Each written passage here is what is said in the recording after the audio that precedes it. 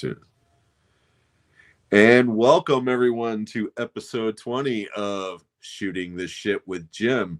This is a very special episode for multiple reasons. First and foremost, because I have another great European guest this week in Matt from Pugwall 316 Studios. Matt, how are you today, sir? Oh, I'm awesome. I'm great. I'm better, as they say. I think somewhere in maybe Texas, I'm better than I deserve. And no, it's great to be on your channel, Jim, and great for us to finally meet in person. If that's what this is, that's what we're doing, I think. Absolutely. Absolutely, sir. I couldn't agree more.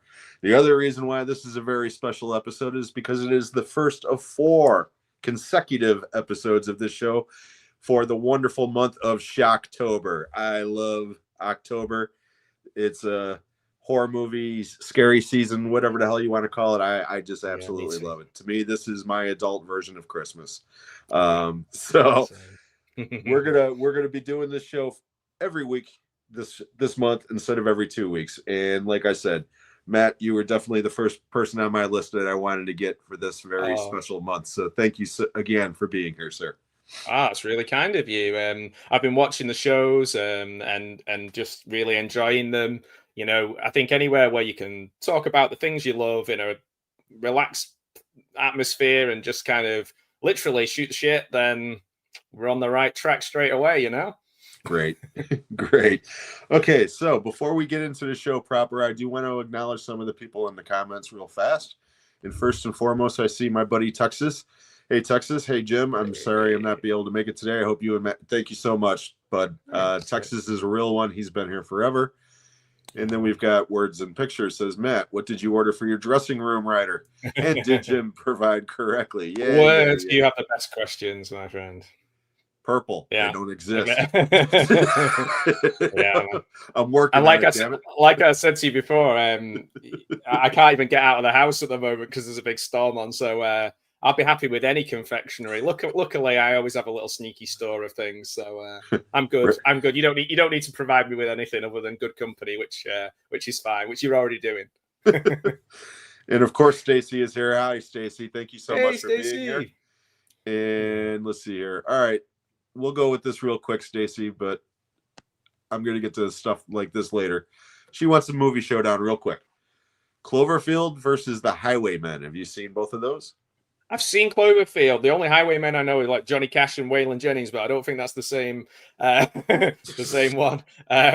Breaking Away, that's not the Greg Louganis story, is it? No. That's a movie with Dennis Quaid, Jackie Earle Haley, and Dennis Christopher in it, and Daniel Stern in it. Oh, okay. Where they're bicycle riders in Indiana. 1979 that came out. Right. I need to check. I don't know League of Their Own because my friend's mom was a massive Madonna fan when I was a kid, and like an obsessive Madonna fan. So yes, I know of that. So I don't know. You Cloverfield because I don't know the other one, and the League of Their Own because I don't know the other one. And then if they're meeting in the final, then I guess Cloverfield. Yeah, fair enough. Yeah, I know what Highwayman movie she's talking about. That's got Jim Caviezel in it. His wife got killed or something, and I always call that guy Jesus. You know, so it's the Jesus revenge movie. In The Thin Red Line, he's amazing in The Thin Red Line. Oh, he's good actor. Yeah. I didn't see him as Jesus. I didn't see him in the role. Like I literally didn't see the film. But yeah, so I don't know. Yeah, I've not seen much of him for a while, but yeah, I think out of all those 4, probably the one I'm more likely to watch again is Cloverfield because it kind of kicked off that. Well, no, it didn't kick off because obviously Blair Witch and things like that, but it was a big screen shaky cam kind of fest, wasn't it? It's a kaiju movie from the ground level. Yeah. That's the way I looked at that movie. You know? I don't remember much about it. I think I've seen it once. I remember the one with John Goodman, the sequel one. He is amazing in that. Yes. He's amazing in everything. He's amazing in King Ralph. You know, he's amazing in everything. Yeah. He's John Goodman. Absolutely. yeah, to digress a little bit, but I guess Cloverfield wins out of those four for me.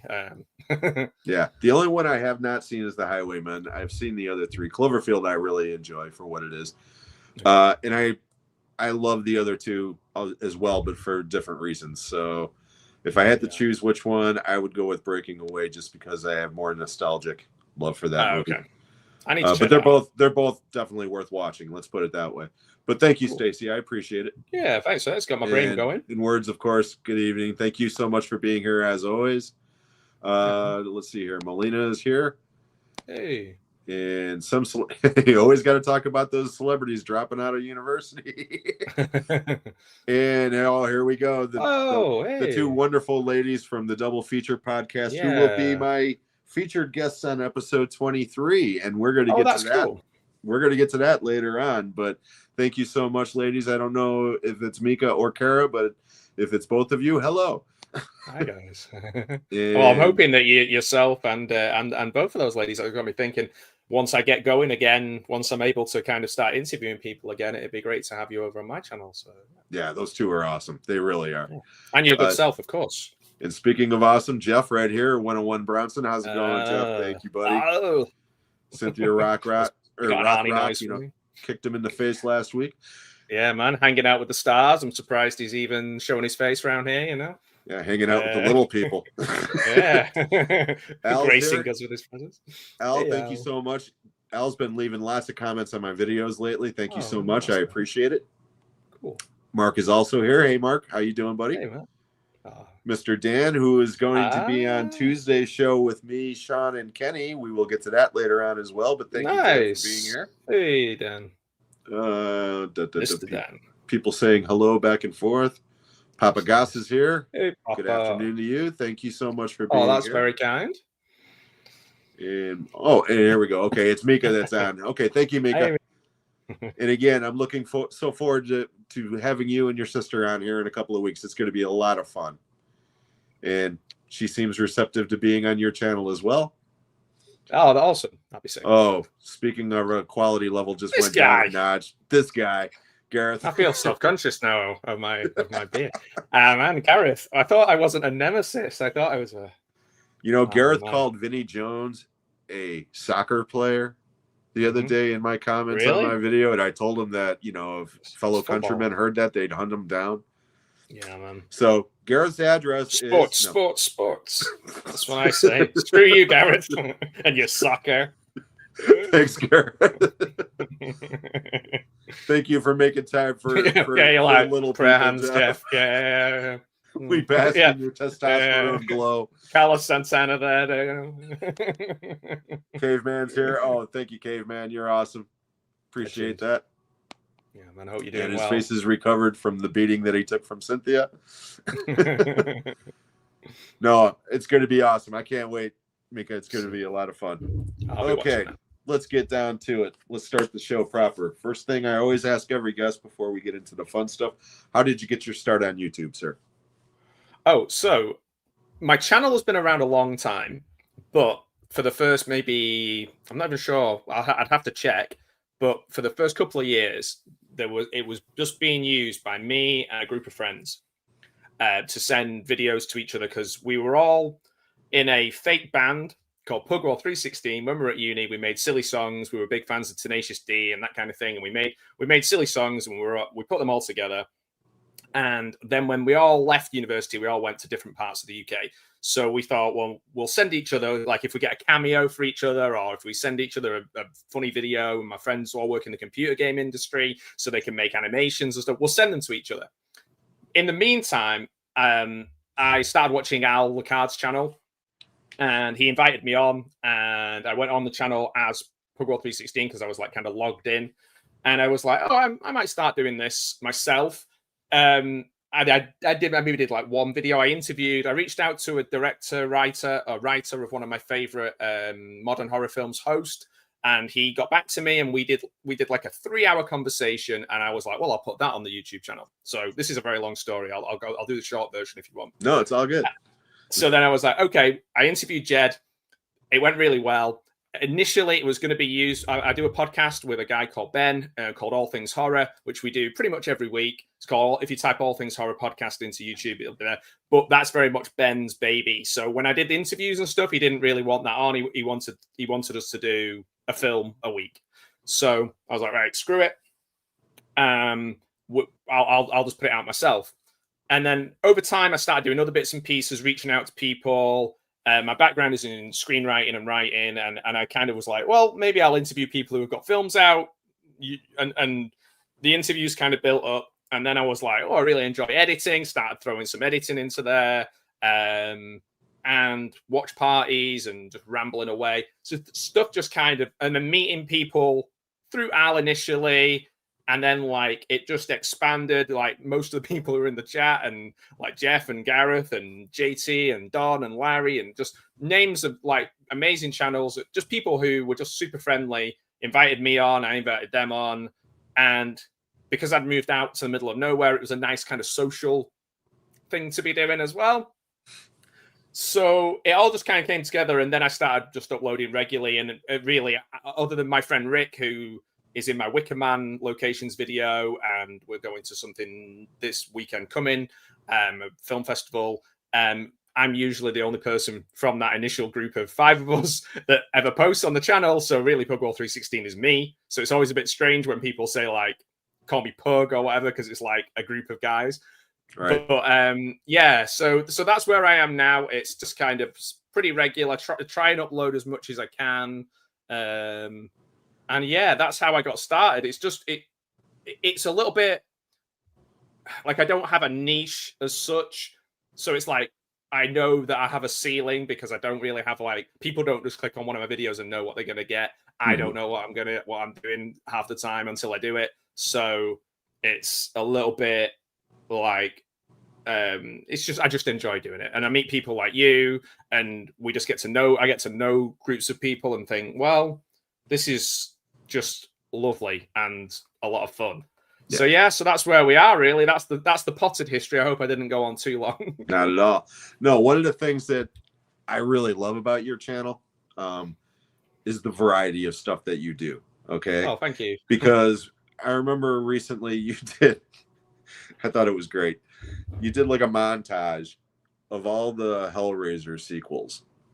And it was more entertaining than any of them. And I even made that comment that I had a better time watching that little thing. Shorter too, yeah. Than any of those, pieces of shit sequels, And but then a week later, you'll do something like the other day. You posted a video of I believe you called it the Unsung Heroes video. Oh yeah. With some of these character actors and stuff. And as soon as you mentioned George Gaines, I immediately was like, "Oh, dude," because I love. Thanks, man. The next slide. I mean, yeah. Every movie that guy was in, he was just, I really enjoyed that video. Oh, thanks, man. And then you'll do something where you'll be interviewing whether it's somebody that's here on YouTube, or like you said, you interviewed a director and such. And my first thought was, wow, this guy's got to have like a journalism background. But is that kind of true? I mean, I know you said that you're a screenwriter, but obviously, your in the writing skills are there, so your interviewing skills are top notch. Well, thank you. That's really kind of you to say so. I mean, it kind of is part of my day job. So I work in education. When I went to university, I didn't do like an education degree. I did screenwriting. So my dissertation was a film, and I kind of got that bug for creativity and just getting it out on the page. I was just like, I'm just going to keep writing until someone tells me it's no good. And then I did my dissertation, and the woman who was like kind of my advisor or whoever, she was like, it's no good. But I was like, all right then, so I'll stop. No, but I didn't really stop. But during that, I had a module where I went into schools and started working with kids related to like poetry and different styles of writing. And I was like, oh, I like the performing side of this. I quite like standing up in front of people. I don't know the mechanics of it. So basically then for the next 15 to 20 years, my creative side was satiated by being in the classroom and showing people how to write and encouraging people how to write. So when that kind sense. of, yeah, it did. And when that kind of came to an end, and I kind of got to the point where I wanted to get, and realized I didn't want to be there, when I started consulting, one of the jobs I got was interviewing people in schools for awards. And I really loved going in and hearing the stories of everybody in the school, from the kids to the janitorial staff to the office staff and everybody, and getting a picture of that place and then giving them recognition for what they were doing. So I really enjoyed that side of it. And that's what really got me into sort of interviewing people. And it's a good way to get me to talk less and listen more and really get people's stories out there and sort of recognize people and support people. So that's the interview side of things. So it kind of is part of my day job.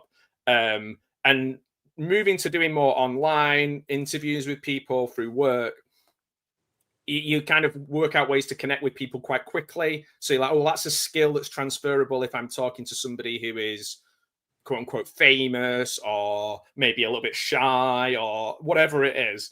So that's where the kind of the interviewing stuff. And I'm just a nosy person, so I just want to know why they do the things they do. I'm like, go on, tell me. Like, this is really fascinating. Tell me. Yeah. and I genuinely want to know, and I genuinely want to support them and get them, their things seen by other people. Or if they're somebody who's already been successful, or like, say, for example, like Ted Nicolau, well, that's just because he's a hero. So like TerrorVision is one of my favorite films. So I emailed him. I was like, I want to talk to you just about TerrorVision. Whereas like maybe other people might go, I want to talk to you about Subspecies TerrorVision and everything, which is great as an interview. Mine is like more selfish. It's like the thing that I love, I want to talk to you about it and find out more about it. So for example, strangely, Gareth and myself reached out to David Zucker, I think around the same time. Yeah. I got completely kind of nothing back until strangely the day that Gareth was interviewing him, I got like his reps got back to me, and I was like, I know my friend has just interviewed him, but I want to do this from a point of view of I'm a writer, and when I was at university, all my professors steered me away from comedy. Like they all didn't want me to do anything funny. They didn't value comedy. There was no comedy-based units. Everything that I did, the closest we had one unit on sitcom writing, and it was terrible. And he's doing a course on writing comedy called like 15 Rules, Master Crash. So I was like, so it might be a different take on compared to what some of the other interviews are. There might not be. It might be that I just go, oh, I love Airplane. It's one of my favorite movies. I might well just end up doing that because, I love Airplane. I love Zaz. I love Zukas. I love all of those films. But it's just one of those things. The interview side of things is I think anything that you're passionate about is a creative outlet. Mm-hmm. And I think if you're a sort of person who doesn't get your creativity out in some way, then you become a frustrated person. So that's why I'm really supportive of my friends on YouTube, my friends in like everyday life, and just people in general to follow their passions and share them. And even if it's like fandom, then that's creativity too. Like talking about it and caring about it and expressing it to people, that's creativity. And I think if you don't get to do that, then you're going to be a bitter and sort of frustrated person. So yeah, that's the interview side of things. I did do a brief journalism unit as part of my creative writing thing, but I'll be honest, it was so fucking boring. I barely paid any attention to it. Yeah, that's what I aspired to be, you bastard. I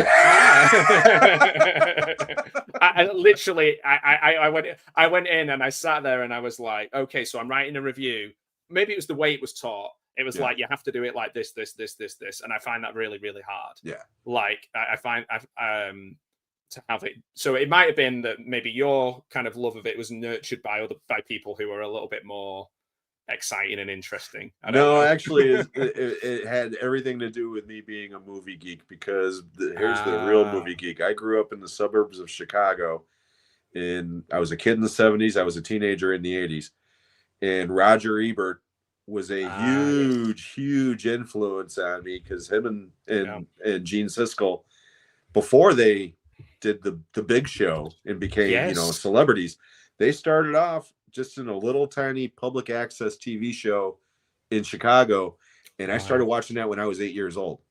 And I Wow. knew I wasn't good looking enough to be a movie star. I knew I Yeah, wasn't like talented Roger enough. Ebert, he's Yeah. gorgeous. I knew I wasn't good looking enough to be a star. I knew I wasn't talented enough to be an actor, but I could be a movie critic and I could, watch. The idea of watching movies 24/7 basically and just writing about it, Yeah, to man. me seemed like the dream job. And Oh, that's more or totally. less what if I couldn't be a rock star, I wanted to be a movie critic. I get that. I get that. And I think like this is kind of what you're doing with the YouTube as well, which is, Yeah. you're expressing that in that way. And it's something that I couldn't even imagine was possible when I was doing, like 25 years ago, maybe even longer, when I was at university and doing that review, criticism class. It was literally about how do you write an article, in a short article in a newspaper. There was no other outlet really, other magazines, So yeah, now we can just make these things happen ourselves, can't we? Yeah. Yeah.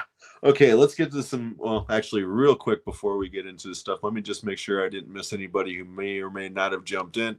And I will be getting to everybody's questions here soon.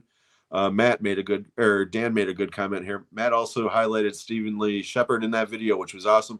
Love Freaks and Geeks. Yeah, absolutely. One of my favorites. Yeah, he commented on it, Stephen Lee Shepard. Not on this version of it, but a shorter version. He just put WTF question mark under it. So I was like, sorry, Stephen.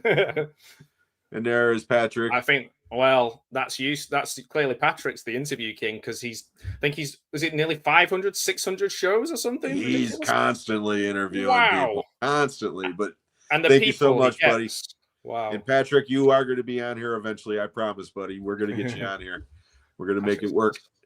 Mark, thank you so much. Interesting backstory, guys. Yeah, Mark's an awesome guy. He really is. Hey, Big Mark. Siskel and Ebert would vote yes and no when their program began. Yeah, that's correct. That was on Sneak Previews. That was the name of the actual show when it started. And the main reason why I originally started watching that show was because they showed scenes from the movie. Right. So I didn't give a shit about what these two old guys were talking about, because I started watching it when I was 8. So, everybody over the age of 15 is old when you're 8. But, of course. But I got to see all these film clips and hear about these movies. And the one thing I will say about those guys, I disagreed with them at least half the time. Yeah, man. But they exposed me to so many movies I never would have even heard of if it wasn't for that. And even if they hated it, it makes you want to watch it more. It's like Roger Ebert's review of Drive. Sorry, no, not Drive. Crash. The Cronenberg. Yeah. I don't know why I call it Drive, but because one word, I guess, and to do with cars. But yeah, the good Crash, not the terrible Crash, but the 1996 one. And when he talks about that, and they're both problematic. Yeah, they're both problematic. I mean, if cars are your thing, then watch the 1996 one, and if like sort of Oscar bait, boring nonsense is your thing, then watch the one from 2004. Right. No, the best Ebert review ever, I mean, it's notorious, was for the movie North. Rob Reiner, where it simply just said, I hated this movie. That was it. That's all it was. It was like, okay, tell us how you really feel, Raj. There's a lot to be said for a short review. I always like the review for George Michael's Listen Without Prejudice, and the review was Listen Without Speakers. That's right up there with the Spinal Tap joke. Shark sandwich, shit sandwich. Shit sandwich. That's pretty good. Yeah, man. Oh, yes. That's okay, let's get into it. Favorites, man. I love it. Let's get into it. I asked this to everybody, but do you remember what the very first movie was that you saw at the theater when you were a kid? Okay. Whether it was a kid's movie or something that was totally inappropriate. I have it down to 3, and I think people sometimes get the years mixed up, or I get the years mixed up, because we're in an era where a film would be out one year and then it'd be back in the cinema the next year. Right. Particularly things like Disney. Like, it took me a long while to realize that I wasn't the first person to see like the Jungle Book at the cinema in the 80s. Because like you just have to. It's like the Aristocats, isn't it? It's like, why are they all like scatting and doing jazz and hippies and all this? Like, oh, because it wasn't made in the 80s, right? Yeah. So I've got it down to either E.T., Ghostbusters, or the Jungle Book. Those are the three. I remember losing teeth in maybe two of those, so I was pretty young. Like in the popcorn or in the sweets. I remember losing a tooth in Ghostbusters, and I remember being really scared of the librarian. So I must have been pretty young. So it was one of those three, I think. It was probably 84 because I worked at the cinema during that. Right. Although UK and US release dates. Yeah, we get them in like 1992. But in the summer of 84, Ghostbusters came out, and there was a re-release of E.T. that summer. And that was also the 7-year cycle for the Jungle Book. Right. So all three of those were out that summer. So yeah, man. Could be. Yeah, it could be. It could be that. Then it could be that they were all around the same time. I used to go with my grandma. Used to take me, and she was really deaf. And so I remember like her talking very loudly during films, like "What's happening here?" And, like just embarrassing me. Even as a son, it's like, shh, just like you don't have to squeeze my arm. I'm like, I just I want to watch the. Do you got a potty? Yeah, it was, oh man, I loved it, but it was a lot. It's like 3 Men and a. I remember going to see 3 Men and a Baby with her, and she's like, "Who's the dad? You know what's going?" And I'm just like, "Oh man, it's Ted Danson, of course." Do you remember the first video or DVD you ever rented? Oof. Well, I remember going to the VHS video store. There was three. There was Hollywood Nights. There was Ava Video, and then there was another one which I can't quite remember what that one was called. And I seem to I remember the standee for a Friday the 13th. It might have been Friday the 13th Part 4 with the knife through the hockey mask, because that really scared me. I didn't know what a hockey mask was. I just thought it was a skull. And I remember that scaring me. And I seemed the one that stands out the most video shop wise was Rocky 2. And watching all the Rockies out of order, just on whoever returned them to the video shop. So I kind of watched 2 and then 1 and then 4 and then 3 and and then I think I went to the cinema for 5. No.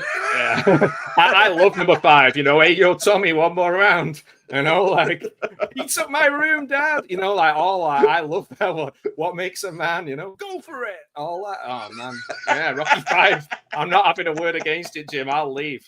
You're the one. Hey, yo, Tommy, one more round. I didn't hear no bell. Oh my god. Yeah, you and Jeff. yeah, Jeff will do the impressions better than me. I can only do Michael Winner impressions. He can do Arnold, he can do the lot. Christopher Walken, yeah. We're gonna combine all that shit into once for him. That's gonna be great. All right, we're gonna play the first game of the day. Oh, Top 3. And I'm keeping all the horror stuff out until the second half of the show. All right. Or when we get to it. So we're not going to talk about anything horror related yet. Okay. But I'm going to give you a genre of film. You're going to give me your top 3 first ones that pop into your head. Nobody's going to hold it against you. And if you've gone on record on your channel saying something and you say something different here, nobody's going to call you out in the comments. Hear that, Gareth? Okay. So no studying, no going in my Letterboxd account. Okay, right. So again, this is all for fun. And again, top 3 means the first ones that come to your head. So whenever I ask this, everybody, I swear to God, everybody goes, "Oh Jesus, let me think." No, top 3 to come to your head. That's the point. Okay. So right. top 3 comedies. Go. Oof. Airplane, number 1. Let's see. Airplane, The Jerk. Like for pure, just like I love the jokes per second. We're talking The Jerk. We're talking Airplane. Maybe, and off the top of my head, Tommy Boy as well. Tommy Boy. I love all 3. Really well. I love all 3. Yeah. Okay. Yeah. I'll go with that. Yeah. It doesn't hurt here. It doesn't hurt here. Just here. Yeah. Nope, I don't see anything. You better swear to the god of. You better pray to the god of skinny punks that this one picks up. Okay. Top 3 sci-fi, and by sci-fi, I do not mean action films. I mean just sci-fi films. Right. I'm gonna just say like ones I love, even if I know they're bad. Okay, Yeah. they're bad film. Some of them are bad, but some of them are not. Event Horizon, I fucking love Event Horizon. Okay, Me too. Jason X, it's a lot of fun. I fucking love Jason X. Leprechaun in space. Well, 2 out of 3 ain't bad. Hey man. Well, okay. I mean, I'm not saying it's better than Alien, but it's not. It's not. It's like 1A and 1B. No, it's not. No, you're good. No, I don't know. Star Wars, I guess, is Star Crash. Star Crash is one of my favorites of all time. So because it's a terrible film, but I love it. Okay. Now you can include sci-fi. Top 3 sci-fi action films is where I was going to go next. Okay. Oh, okay. Oh. The reason why I split it up is because whenever I say top 3 sci-fi, everybody immediately says Terminator 2, Terminator, Total Recall. So I figured I would kind of split it up a little bit. Right. Well, I'm not a massive Terminator guy, even though I like both of the films, the first 2, and I've seen some of the other ones. Off the top of my head, sci-fi action would Alien, even Alien and Aliens. I probably Aliens would be action, wouldn't it? Yeah, because it's more like a kind of Starship Troopers kind of thing, isn't it? Yeah, and that one would fit too. Yeah, except I'm not like a massive Starship Troopers fan either. Oh man, that's just go with the Verhoeven trilogy. Yeah. I'll go Basic Instinct then. No. That's an action. There's a lot of action in Basic Instinct, and it's fiction for me because things like that would never happen to me. So it's just the science part of it that we're missing. Well, there's a lot of biological fluids flying around, so I don't know. Yeah, I don't want to see that one in 4DX or whatever the hell they call it. Do you know what? I'm going to sound like a right perv, but I got myself a 4K player for the first time because the price was right. Not because I try and keep up with that thing, because I really don't. Yeah. And I looked and I was like, what do I have already that's in 4K? And the only one I had was Basic Instinct. So, I mean, I'm just remembering having it on VHS and, the pause button is difficult. But 4K, I mean, that's what it's made for. Yeah. No, it's not. Yeah. I don't know, man. Universal Soldier, does that count? Universal Soldier's awesome. Farm Boy, yeah. Jean-Claude Van Damme, that farm boy, is in there, isn't he? That Alabama guy. Yeah, we'll go with that then. We'll go with Universal Soldier. Sweet. And Aliens, even though it's not like... Oh, District 9. That's amazing. Yeah, District 9. We're getting there. So what was it? I've forgotten what the other one was. Aliens. No, I'm not going to... I'm Aliens, I'm dropping... Oh, District 9. District 9. We said one before that, and it's Universal Soldier. Universal Soldier. Oh my word! Sorry. And my brain is like a sieve. This is. Yeah. I'm not an encyclopedic. There's got to be one more. Come on, Matt. Think. Action, sci-fi. Well, does Wrath of Khan count? Yeah, Wrath of Khan. That's amazing. 5 out of 5 movie. Yeah. I will avenge you. Yeah. Top 3 regular action films. Oh, okay. Die Hard. Gotta be. Watch it every Christmas Eve. And I watch it after I've watched It's a Wonderful Life. So I go to a local cinema, tiny little cinema. Christmas Eve, we watch It's a Wonderful Life, and then I come home. My wife goes to bed, and then I stay down and watch Die Hard. Welcome to the party, pal. So that's the only one I can think of. Nothing tops Die Hard for action, but Oh man, I'm kind of just scanning my room, looking around. Come on, help me. Even the dog's looking at me. She's like, I don't know. Jeez, I can't. So Fan of the Indiana Jones movies? yeah, I mean they were okay. Like when I was a kid, like Schwarzenegger movies or Stallone movies or Road Ooh. Warrior, Mad Max. Okay, so I'm gonna say The Retrievers because nobody will have heard of it, but it's amazing, and I'm watching it later on, and so maybe it might make somebody watch the There stream you go. later on. Plug that show. Plug that show. Action. Come on, Matt. The Room doesn't count as action, does it? Right now, Jeff is screaming at his screen. Yeah. What about the Cynthia Rothrock one with the guy who's insane? Oh, geez. I'm obviously not much of an action. I think I was when I was a kid. Maybe I'm not as much now. Oh, do Jaws count as action? Nah. You ever see Sisu? No. Oh, dude. Oh, what about Police Story? Would that count? Oh, yeah, absolutely. Yeah, that's one of my favorite films. Police Story. There we go. Yeah. Jackie Chan, Van Damme. Yeah. All right. God help us with this one.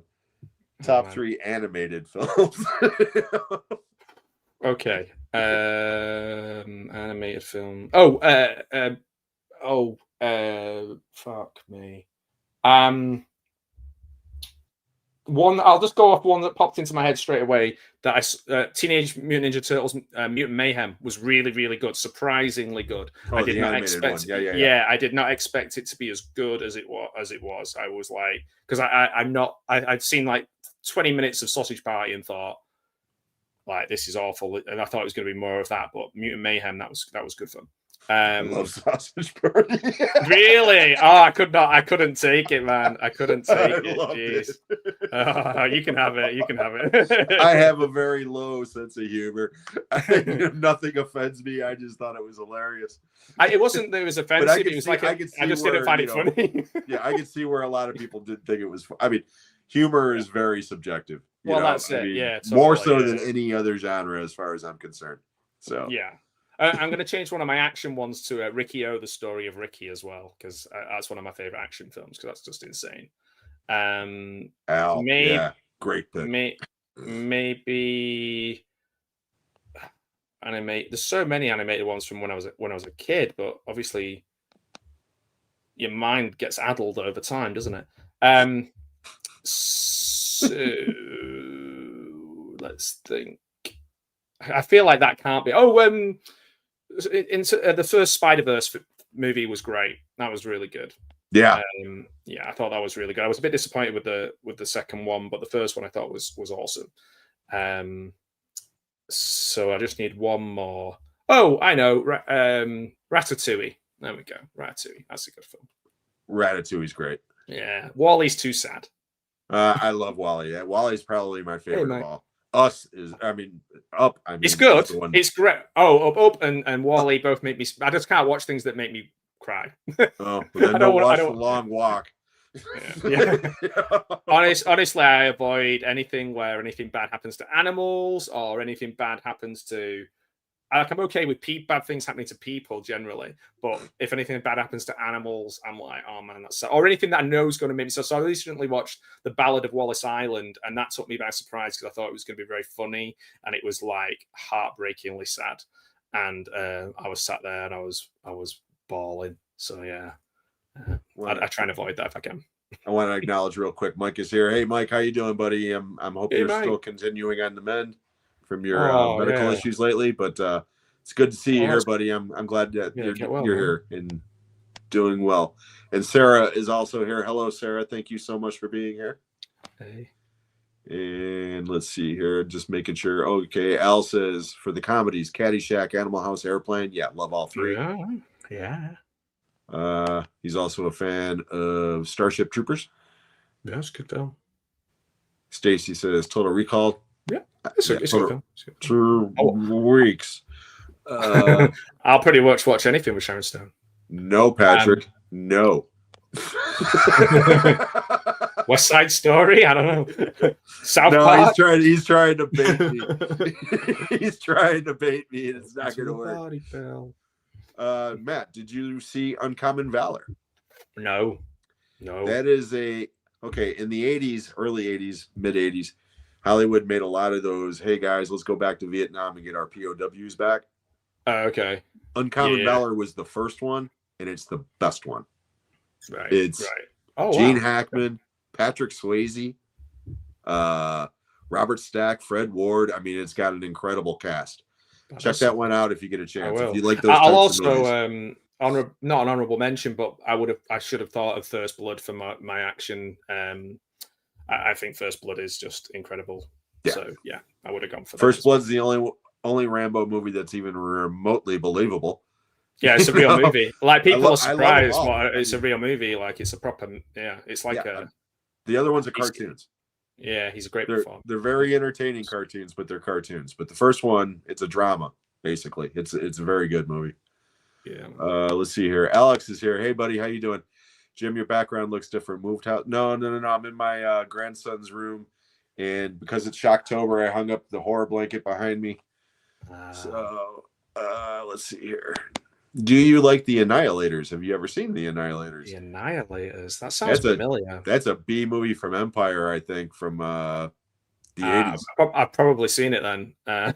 Yeah, I've seen it. I don't remember a thing about it.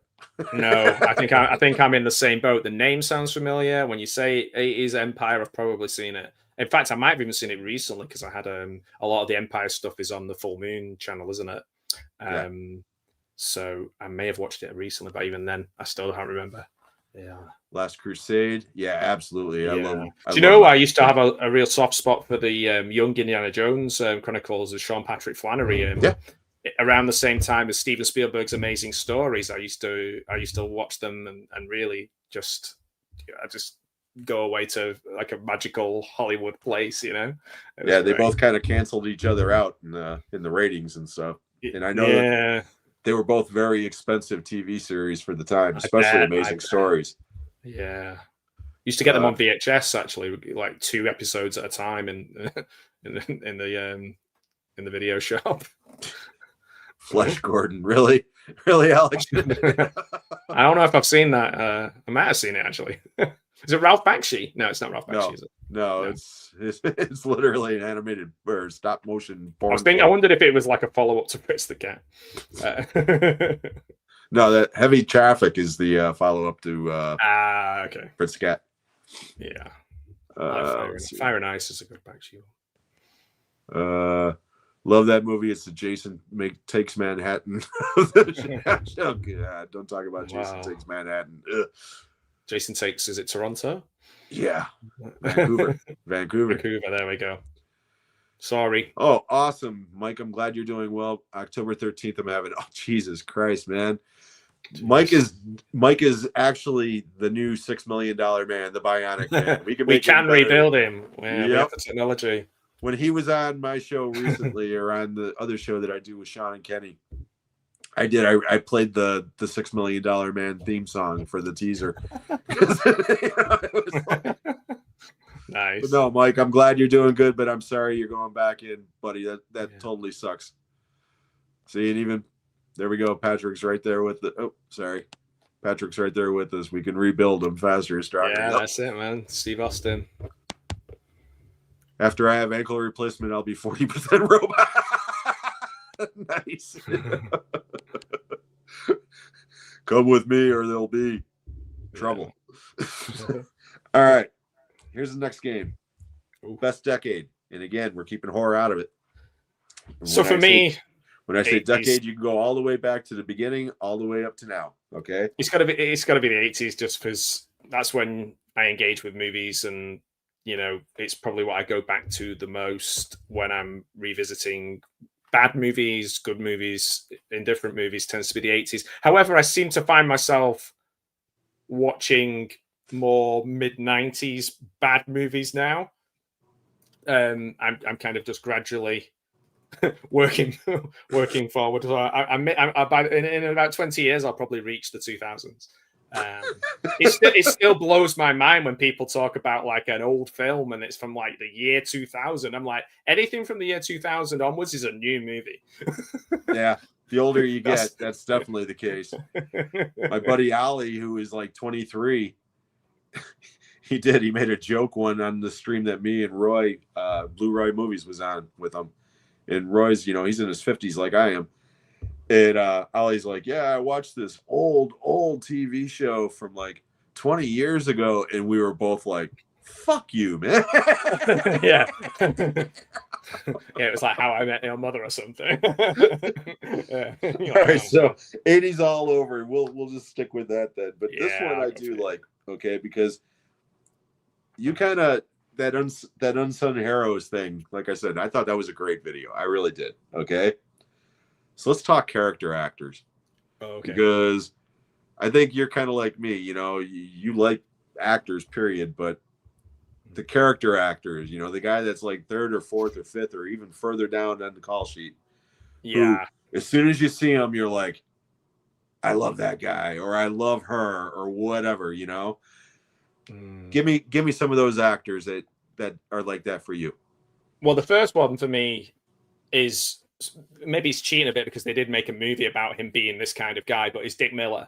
I like for anyone who wants to watch like a 10 out of 10 performance, Dick Miller in Bucket of Blood is it's one of the greatest, and it's one of Roger Corman's greatest, other than the Poe stuff that he did with Vincent Price. It's one of the greatest things Roger Corman ever did. It's just wonderful. So yeah, Dick Miller, he's number one, like character actor who I would always, watch anything that he's in, or just be not necessarily watch anything that he's in, but anytime he's in it, I'm really happy to see him.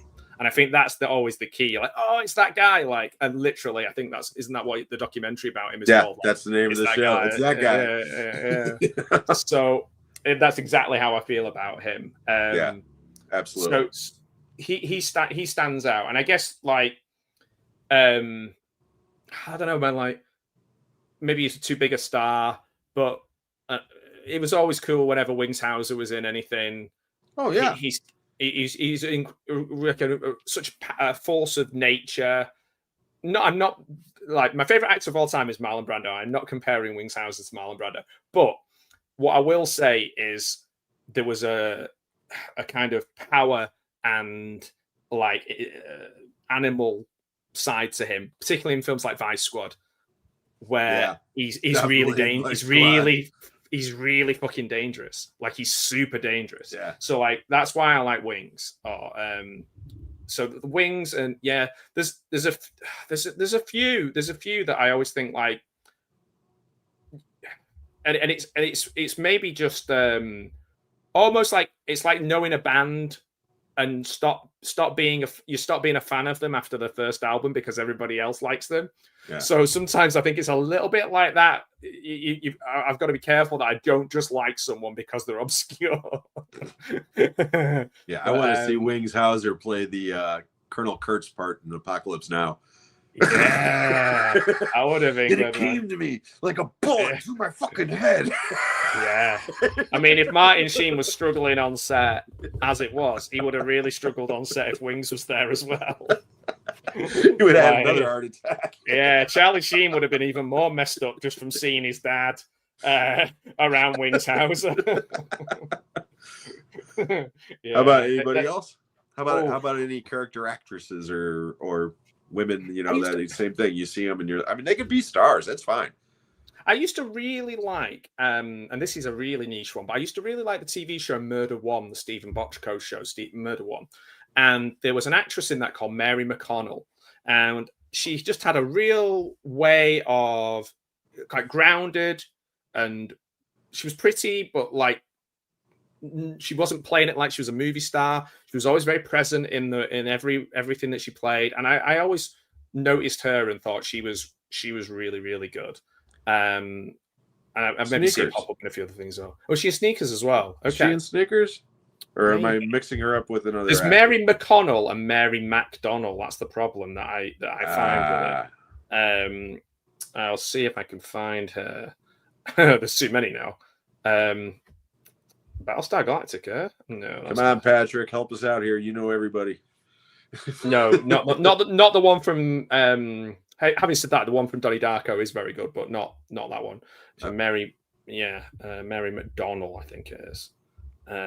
Obviously, she's such a bit. I don't know. Or Mary McConnell. I can't quite remember, but I know what I need to do. I just need to search Murder One, and then I'll find it. Well, she played I know the character she played. Mary McCormack. There we go. Mary McCormack. Oh, okay. Yeah, I knew it was a Mc. She was great in that. And I just never really saw her in anything else. Oh man, it's hard, isn't it? It's hard on. I'm not very good on the spot. I probably should have told you this before. It's all good. I remember. There's not underrated as such, because there's maybe just people from a long time ago that people don't realize how good they are. So, like, say for example, I was thinking about Peter Cushing the other day. So much like he's not underrated, and he's like an absolute megastar and been in loads of films. But what other actor would you have who could play like the antithesis in horror, play the worst character and the hero in two different franchises from the same company at pretty much the same time, and no one questioned it? So you're Dr. Frankenstein and you're Van Helsing at the same time, and you get accepted totally by everyone in both of those roles, and no one ever really says like, that's really strange. Right. That's amazing. Like, how did he do that? And he's believable in both, to the point where there's nobody, you couldn't imagine anyone else in those roles. Right. I'm not saying that he's like an underrated character actor, don't get me wrong, but maybe somebody that younger people might not appreciate. They just go, it's the guy from Star Wars, whatever. The first person that pops into my head that's similar to Peter Cushing, and he's probably one of my, if not my all-time favorite actor, and unfortunately he's gone, is David Warner. Okay. Oh yeah. Now, to me, David Warner could be a leading man, but it was when he was doing his character actor, supporting roles, that's when he was the most effective. Time After Time is like a perfect movie to me. I absolutely love that movie, and it's my favorite incarnation ever of Jack the Ripper. It's almost like he was born to play that part, Right. But again, he's one of those actors that he would pop up and you'd be like, oh shit, David Warner's playing a Klingon. Holy shit. Yeah. David Warner. Yeah. David Warner's in The Mouth of Madness playing this shrink. Holy shit. Yes. David Warner's in Waxwork. He's the best thing about this movie. I mean, he just brought a certain amount of class to everything, Yeah. That's in comedy wise, and I think as well, like I was saying before about how comedy is kind of sometimes not given the credit that it deserves in the sense of how difficult it is. That I think Kyle Mooney is doing some amazing stuff right now. Maybe not his films, like Y2K is not amazing, but like Saturday Morning All-Star Hits was amazing. His music, his album is so funny, so clever. His stuff is just great. He's someone who is, I think, destined to be kind of seen as a bit of an Andy Kaufman-esque character, but people don't seem to appreciate. I don't think they appreciated him on Saturday Night Live. They didn't know what to do with him. Yeah, and he's just a guy like people just always just another one of those SNL people. But Kyle Mooney is just so good, acting and performing. He's and writing, should I say? He's just great. Yeah. In Plain Sight, Patrick says she was also in. Right. He says that. No, I don't want to. Sorry. What the hell just happened? Hold on. Sorry, guys.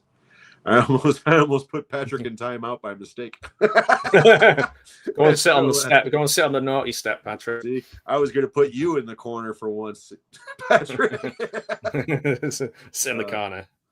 Mike, David Warner was a great bad guy, especially at Times for Time. Yeah, I love David Warner. We were talking about Uncommon Valor earlier. Fred Ward's in that. He's another one of those actors that everything he was in. And really, the only leading role I can think of him was Remo, Remo Williams. Oh, yeah. But you think about Tremors, everybody thinks about Kevin Bacon. Kevin Bacon's great in that movie, okay? But the two of them together is what makes that movie. Fred Ward and Kevin Bacon are awesome together in that movie. Let's see here. Time After Time's a gem. Yeah, I love it, love it, love it. And Mika's a fan of Plain Sight. Love adding these films I haven't watched to watch. That's cool. See, that's the other thing I love about watching all these different channels. You always hear about movies that you're unfamiliar with and stuff, and it's always good. Oh, totally, yeah. Gareth has a good system where literally the moment he hears it, he writes it down. Whereas the moment I hear something, I instantly forget it, and then and then somebody might go, "So did you watch that film?" I'm like, "Oh yeah," and then the process starts all over again. I got one more thing before we get into the horror section. All right, we're gonna play one last game for this part of this section. Okay, we're gonna play overrated, underrated. I want you to come up with one film that you don't necessarily have to hate, okay? Yeah. But you think it's overrated as hell. And the flip side of that is a movie that, by and large, people don't like, and you're like, no, you're wrong. This movie's great, and here's why. But the one condition here is I don't want anything horror related, because we're gonna go into the horror stuff next, and I'm gonna ask you the same question later with a couple of horror movies. So for right now, any other genre would apply.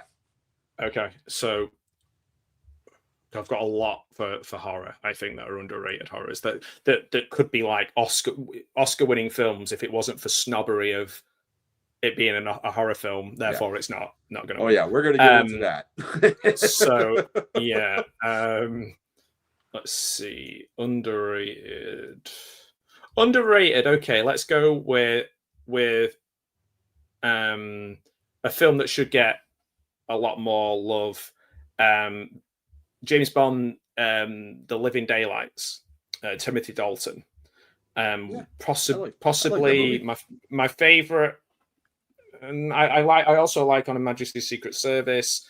I like George Lazenby, and I like Timothy Dalton. So I'm like a bit of an outlier with James Bond, but I love that film. I won't go into the story like I do every single time about meeting Mariam Darbo and she being horrible to me, but she was like my crush as a kid, and I love that film. And I wasn't weird or awkward with her. I literally was just like, "Will you sign this Aha record for me?" Anyway, no, I'm not going to go into that. She sprayed mace in your face. Yeah, she was just like, "Fuck you, fuck Aha, fuck Timothy Dalton, fuck your childhood, you son of a bitch." And I was like, "Whoa, Mariam, that language is not appropriate. This is a charity event." So okay, I'm going to go completely off. I'm going to do another underrated as well, because I'm a big fan of spoof movies like Airplane and all the Zaz stuff. And a lot of the modern ones are terrible, like Date Movie, this movie, that movie. They're just like, hey, I'm dressed as a character from a film, and that's the joke. Not Another Teen Movie is actually really funny. Yeah. So that's the best of those movies for sure. Yeah. Joel Gallen's very underrated. He did a lot of the skits for the MTV Movie Awards that were really funny around that time as well, who directed that. So I think he deserves a bit of applause. Ones that I could give you movies that I've kind of said, right, 1 star, and everybody else has given them 5 star. And maybe I've done that because it's kind of something's pissed me off about them. Yeah. But I don't know if that's it feels a little bit like I'm being contrary, but I'll definitely have I've got like let's see, because what I do is as well, there might be ones where I've given things like 1 star because of like animal cruelty. Yeah. And other people might have been able to look past that and see it as a great film, and that kind of thing. Because I suppose that goes maybe more for horror, but there's definitely other films, isn't there, where things like somebody kicks a dog or something and just carry on. Whereas I can't carry on from that. I'm just like, right, we're fucking done. Yeah, I'm not watching Cujo. No, so I'm like, leave that poor puppy alone. I guess ones that people seem to love that I just can't is Fast and Furious movies. Like any of those, just pick one. Hobbs and Shaw, like they're all like dog shit. Yeah, that's just my opinion. I'm not into cars. but that's not the reason. It's just like Vin Diesel just mumbling about family, and like there's a car in space, and then there's Jason Statham and The Rock refusing to like lose to each other in fights, so nothing happens, and it's just stuff like that. Another one that maybe people might hate me for, and it's fine because, like, say it's okay to love a movie, it's okay to hate a movie, like it is what it is. But I would say I really didn't enjoy Rambo: Last Blood. Nah, it's It weak. wasn't for me. Oh, it's but weak. but if the worst film that I saw at the cinema, other than Cats, but obviously everybody hates Cats, was Bohemian Rhapsody. I thought that was terrible. I've never seen it. I refuse to watch it. I refuse. It's just what you imagine. It's like a child making a biopic. It's like in Rushmore. You know when in Rushmore where he puts the plays on and he does the Vietnam play on the stage in theatre studio. It's like that. It's like a precocious child has put on the story of Freddie Mercury, and you've just got in there with his fake teeth and going, you know, and it's like, yeah. I'm sorry, man. He didn't even sing. I mean, yeah. No, I'm sorry, a Queen fan. I refuse to watch that movie. You know, I saw the trailer for it and I was like, this movie's going to be bullshit. So, yeah. Real quick here. David Warner was great in Cross of Iron and The Omen. Absolutely. Fred Ward in Southern Comfort. Yeah. Love it. Love it. Love it. Jim, do you have a favorite? Yeah. Casino Royale is actually my favorite. Oh, the Daniel Craig one. Yeah. Yeah, that one blew me away because I was not expecting to enjoy it at all. That's like my third. Yeah, that's my top in my top three. Yeah. Yeah. And yeah, I enjoy both Dalton movies. I actually really prefer License to Kill. I think License to Kill is great. Got a license to kill. Yeah, I don't think Robert Davi's all that great of a villain. But I love everything else about it because Dalton's just pissed off in that movie and it's awesome, you know. So yeah, he's great. He's Fleming's Bond, really, isn't he? Yeah, he's the closest, no doubt. Yeah. Let's see here. Patrick says Powers Booth was great. Yeah. Powers Booth was great in everything. I mean, that's another one of those actors that I would watch anything he was in. He was amazing. Just whenever he popped up, he was so malevolent in Deadwood. Considering it was just filled with horrible people. Deadwood to be the most horrible is pretty amazing. Deadwood is so good. I mean, Ian McShane in that is so good. Everybody on that show is phenomenal. Yeah, I mean, everybody. It's just it's so good. Totally. But yeah, Ian McShane, to me, that's like the role he was born to play. Man. Like, for British people who sat watching him play Lovejoy for 20 years and sell antiques, and then watch him just being cocksucker this and cocksucker that. I'm like, whoa, where did that come from? I saw you in an Argento film once, and I saw you in Hot Rod beating up Andy Samberg, but where did this come from? Yeah, man. Yeah, I do. I fucking love Deadwood. I own all 3 seasons on DVD. I do. I love it. It's great. You're the first one to mention it. You know, it's like it makes me so happy that made the leap over the pond. You know. So. Do you think? Do you think that was? I don't know whether it's just around the time I watched more television, but I feel like The Wire, Sopranos, Deadwood, Rome, The Shield. Like that's the kind of key. That for me was like the golden age of that kind of thing. Like now there's lots and lots of things and I don't know where they all stack up, and maybe it's just because I don't watch them as much, but I don't know. I just feel like for me that was a really amazing time where you were like, oh, this is as good as, if not better than, most things that are on at the cinema. No, HBO, like I said, they had like a run for about 10-15 years where not every show, but they were just putting out classic after classic after classic. You know, I mean, there's some great content. I mean, you can go back all the way, you know, to Tales from the Crypt, you know, and Oz. You know, nobody talks about Oz. Oz was a phenomenal show. Sick film. There's a British show called Buried set in a prison. It only lasted 1 series. It's very like Oz that I recommend people. It's got Lenny James, who went on to be in The Walking Dead. He's in it. He plays this guy who goes into prison, but I don't know if he's guilty or he's not guilty, but he's definitely a moment of madness and he doesn't kind of fit. But his brother is like the top guy in the prison, so he's pretty much safe. And it just kind of follows him through. It's got a lot of British comedy people in there, but it's very dark. and it's kind of like the British version of Oz. No one ever talks about it, but yeah, it's called Buried. And Oz had a big, like, profound effect on me. Oz is gripping, like it's a gripping show, isn't it? Yeah. It's Oh, any kid who's like starting to become like a little gangbanger or whatever should be forced to watch that. Yeah, just watch that. Just watch Seriously. That. It's funny. I mean, do you not think though, like a lot of people when they hear that HBO music, they either think Sopranos or Sex and the City, and like the weird thing is, I was thinking about this the other day because in the new Naked Gun, where he's going, I'm going to read you Miranda rights, and he goes, Miranda doesn't write, Carrie writes, and I got the joke. And I was like, oh man, I wish I didn't get that joke because it means that I had to sit through fucking Sex and the City. Yeah, I got the joke, but I've never seen a single episode of that or the movies. Just I know the characters because they were so yeah. But yeah, you brought up Lenny James. Every time I see Lenny James, I think of Snatch.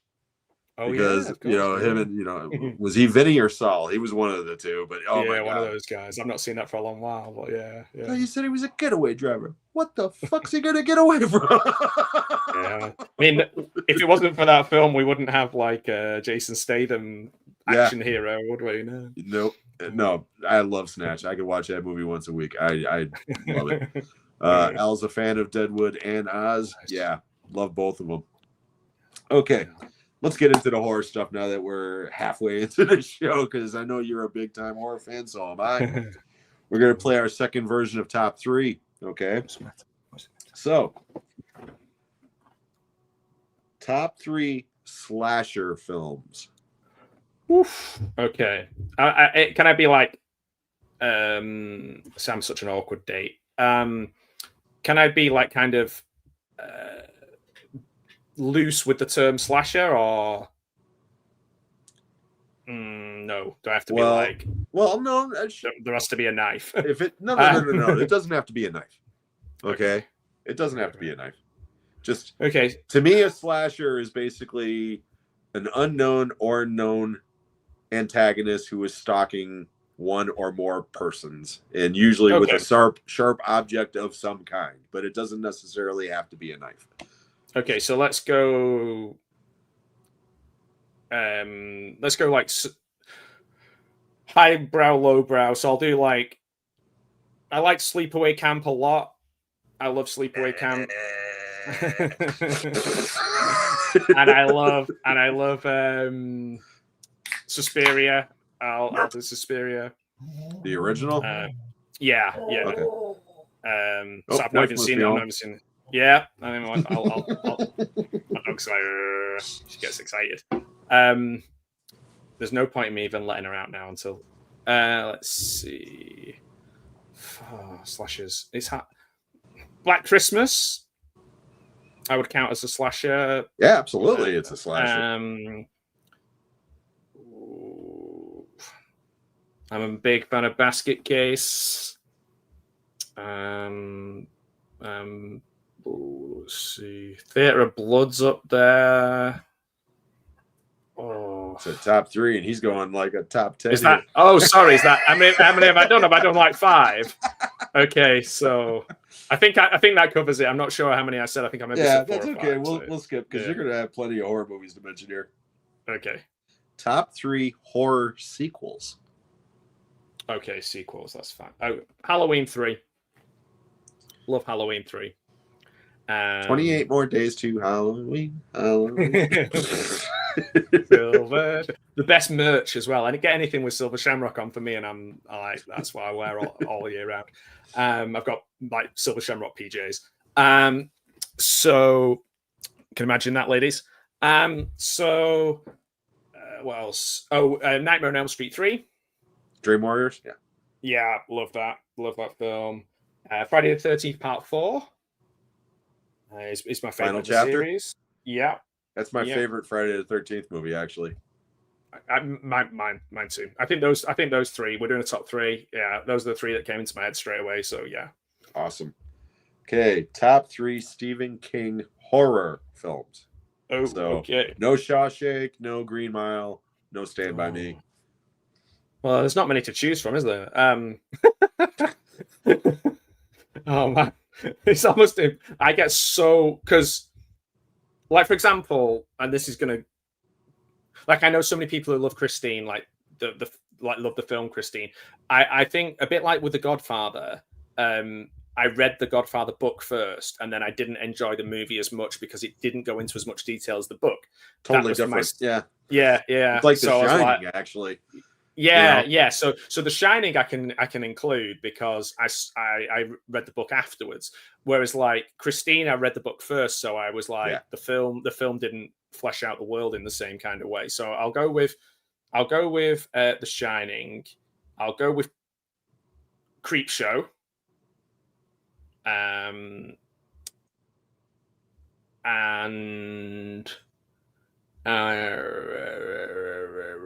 Creepshow, yeah, definitely.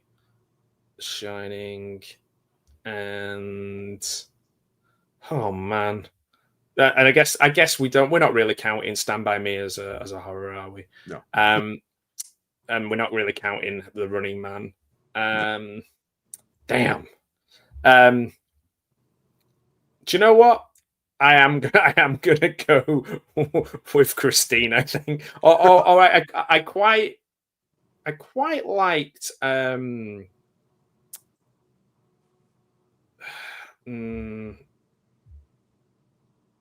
I'll go with those three. Yeah, I'll stick with those three. Yeah. Okay.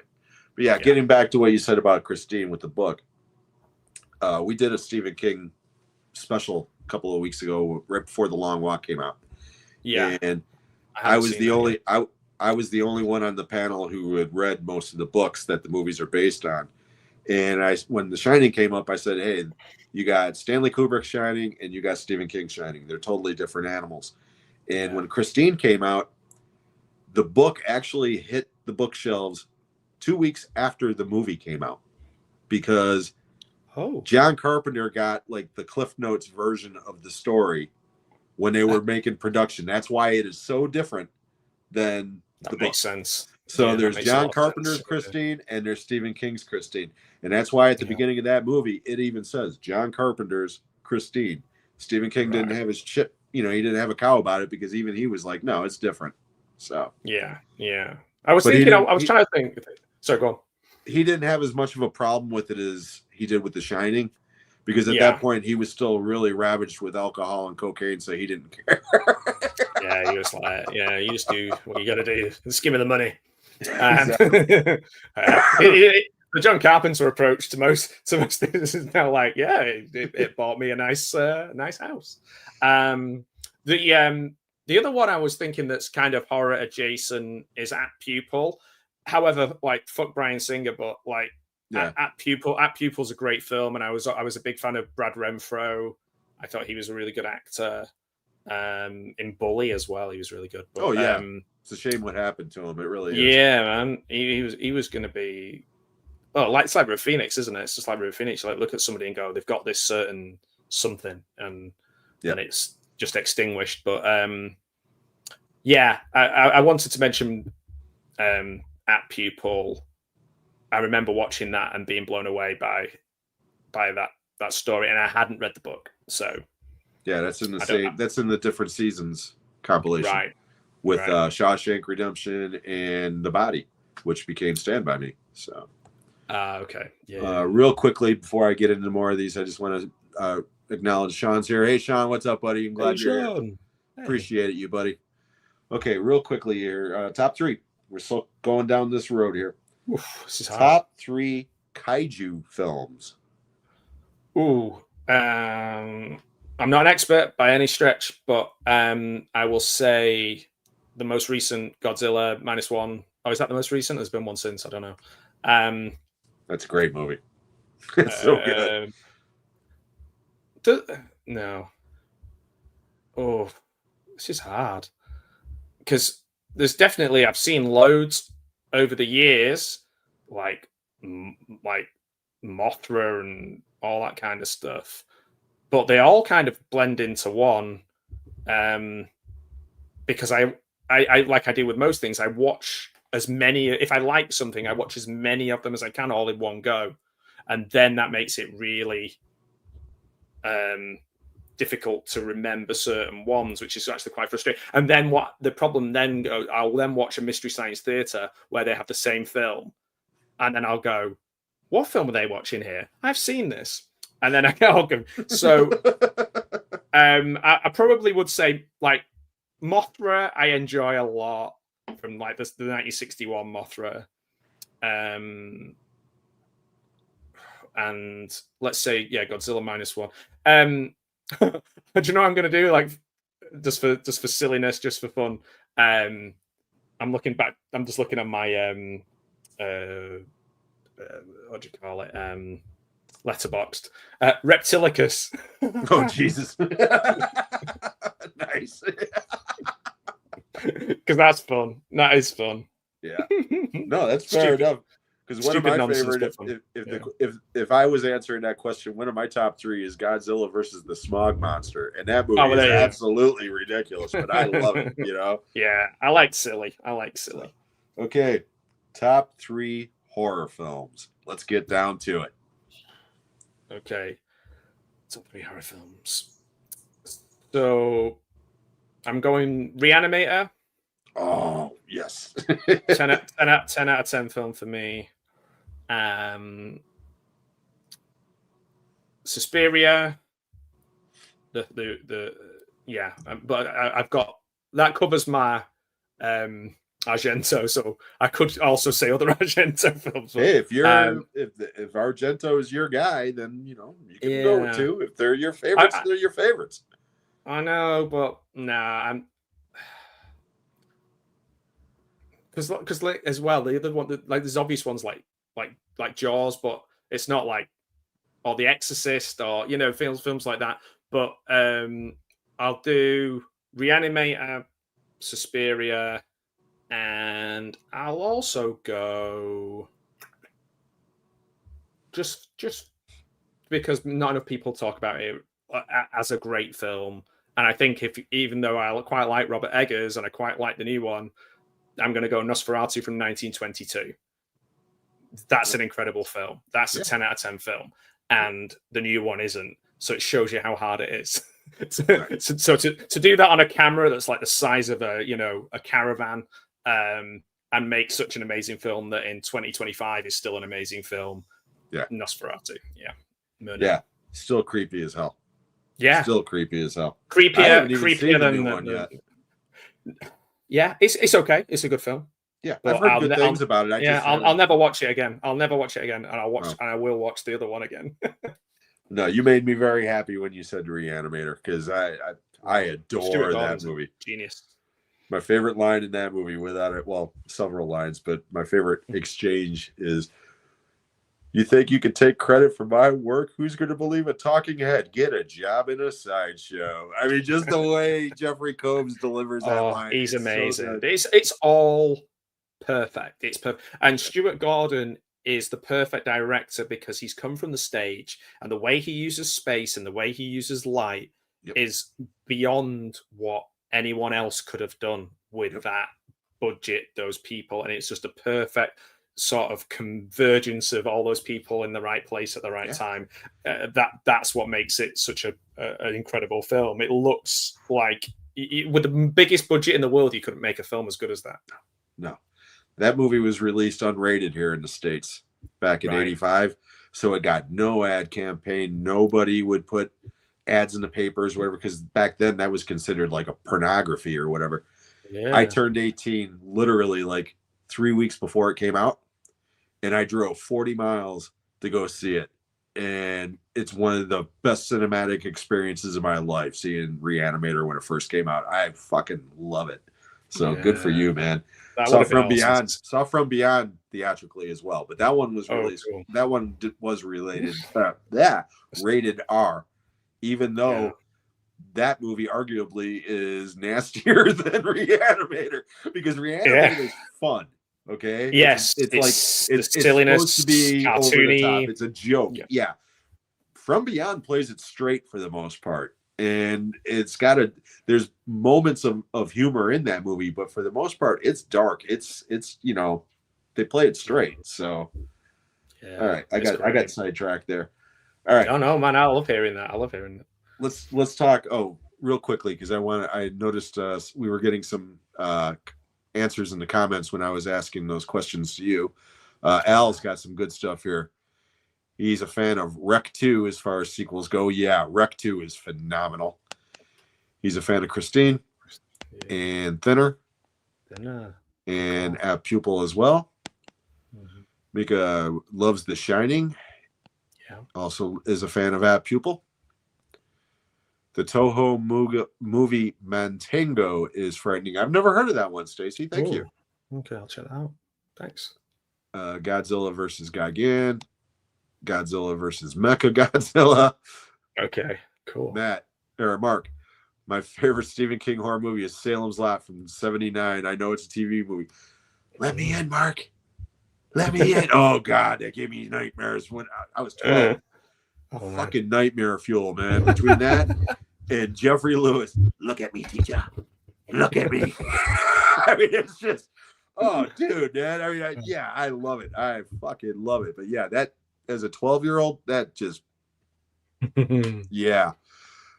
Good times, good times. Okay, let's see here. She says, Mantango, they are on an island of mushrooms that is alive. Oh, wow. Ooh, that sounds good. That sounds fun. Godzilla versus Destroyer. Mothra is the red shirt of kaiju films. She always dies in every movie. I mean, moths generally just get battered around, don't they? They're always pretty easy to kill. Mothra. Two little girls. Yeah. Dawn of the Dead, Hidden, and Zombie Flesh Eaters. Absolutely. Mark's got Dracula, Prince of Darkness, Mask of the Red Death, Dr. Terror's House of Horrors. I'm a Hammer. What amazing taste! I never would have guessed you were a Hammer fan, Mark. I do you know, I'm just rewatching all the Amicus films for a friend of mine has a podcast. It's called Fave 5 for Fans, and we're doing top 5 Amicus. And nice. I was like, right, I'm going to watch all of the Amicus films back to back. I'm about halfway through. I love Amicus. I even interviewed the current owner of Amicus because they've just rebooted, started again. They've made another one, and I watched the newest one, which is pretty good. It's okay, but all of the old Vault of Horror, Tales from the Crypt, Torture Garden, all of those are just awesome, like so good. And I'll watch those every year if I can. I'll try and watch all the Dracula Hammer films every year, all the Frankenstein horror films every year, and then I'll try and watch Theatre of Blood, and then again the Vincent Price, Corman, Poe films, which are just the best thing that Roger Corman ever did. So yeah, absolutely, they're all great. I'm a fan of Pit and the Pendulum as well. I mean, it's one of the best box sets as well. That I think I've got it downstairs. The Arrow box set of all of the Corman and Price Poe films. So good. Stuck by Stuart Gordon is great. Yeah, that one is pretty good. I saw he's a genius. Stuart Gordon's sadly missed. His reenactments of scenes. Thank you, Stacy. Yeah, do the Christine. You were talking about Christine with Robert Prosky. You know what, Peppa? You can't polish a toy. Because he was in Hill Street Blues as well, wasn't he? I remember him in Hill Street Blues. Let's be Stuck is super underrated. True story. Yeah, that's what does make it crazy, Sean. You're correct. It's based on a true story. Yeah. How would you have improved Haunted Hollywood or Honeymoon? By never making that movie. That movie sucks. It is so bad. I don't think I've seen that. I don't think I've seen Haunted Honeymoon. You got a movie with Gene Wilder, Gilda Radner, and Dom DeLuise that Gene Wilder wrote and directed, and there's not a single laugh in it. I think I've seen the poster. Painfully bad. It's just, it's bad. Yeah, I have seen the poster. Yeah, I just Googled it. I have. That's all I've seen. Okay, let's get into some icons because can't really see it too well behind me, but I've got my horror icon blanket behind me here. So we're going to break this down. I want to hear some of your favorite. You've already said that you're an Argento fan, okay? And he's definitely an icon in the horror community. Yeah. Give me 4 other iconic horror directors. They don't necessarily have to be only horror, okay? But when they dabble in horror, it's great. So Okay. Top 4, so to speak. Right. So Frank Henenlotter for hit. Yeah, exactly. Like for hit rate of films, like you can make an argument that of horrors that he's made. You could make an argument that that the was it Body. Oh, geez, what's the last one called? The 2000s one. Oh man, why's my mind going blank again? What's it called? Bad Biology. You can make an argument that Bad Biology doesn't kind of fit in with his others. It's a little bit meaner and a little bit more like unkind and just doesn't feel right. But like that run of Basket Case Brain Damage, Basket Case 2, Frankenhooker, Basket Case 3, like they're all great, They're fun films, really well made on a shoestring budget. They're amazing. I love Frank Henenlotter. Then I've already said Stuart Gordon. I just think like he could, like Dolls, without Dolls proving you can kind of do it, you wouldn't have had all those franchises of tiny toys killing people. For whether you love them or hate them, it is the very 25 Puppet Master movies. Yeah. My favorite one of those, not that anyone asked, but is Puppet Master 2. I quite like. So Stuart Gordon. I mean, it sounds really cliche, but like John Carpenter, like that run of films, is just the guy. The guy made some films like from Assault on Precinct 13 to onwards. In the Mouth of Madness, I love, absolutely love. I would have been shocked if you wouldn't have mentioned Carpenter. It just feels like it almost goes without saying. Yeah, but it shouldn't really, because he's that good. No, he's the first face on the Mount Rushmore of horror directors. Let's put it that way. He is. Yeah. He just is. Well, yeah. I mean, it's really hard for to make a great movie, and it's almost impossible to make a run of great movies, and he did it. So that. So I guess those are my. Did you say 3? Top 3? No, 4. So you got another one. Oh, well, let's go Argento then. It's got to be, there's really, yes, things are kind of tailed off a little bit, but geez, give the guy give him a break. He was just he pretty much invented a film industry for Italian directors. From we're talking late 60s to 90s. Well, 90s. Like I'm thinking of ones that we're aware of it more in the UK and in the US. So like from the bird with the crystal plumage, we're talking from 1970, and I think he's still making good films right up to maybe 93, 94, something like that. So that's a good run as well. So I'm just going off people who have had runs of amazing films. Yeah. No.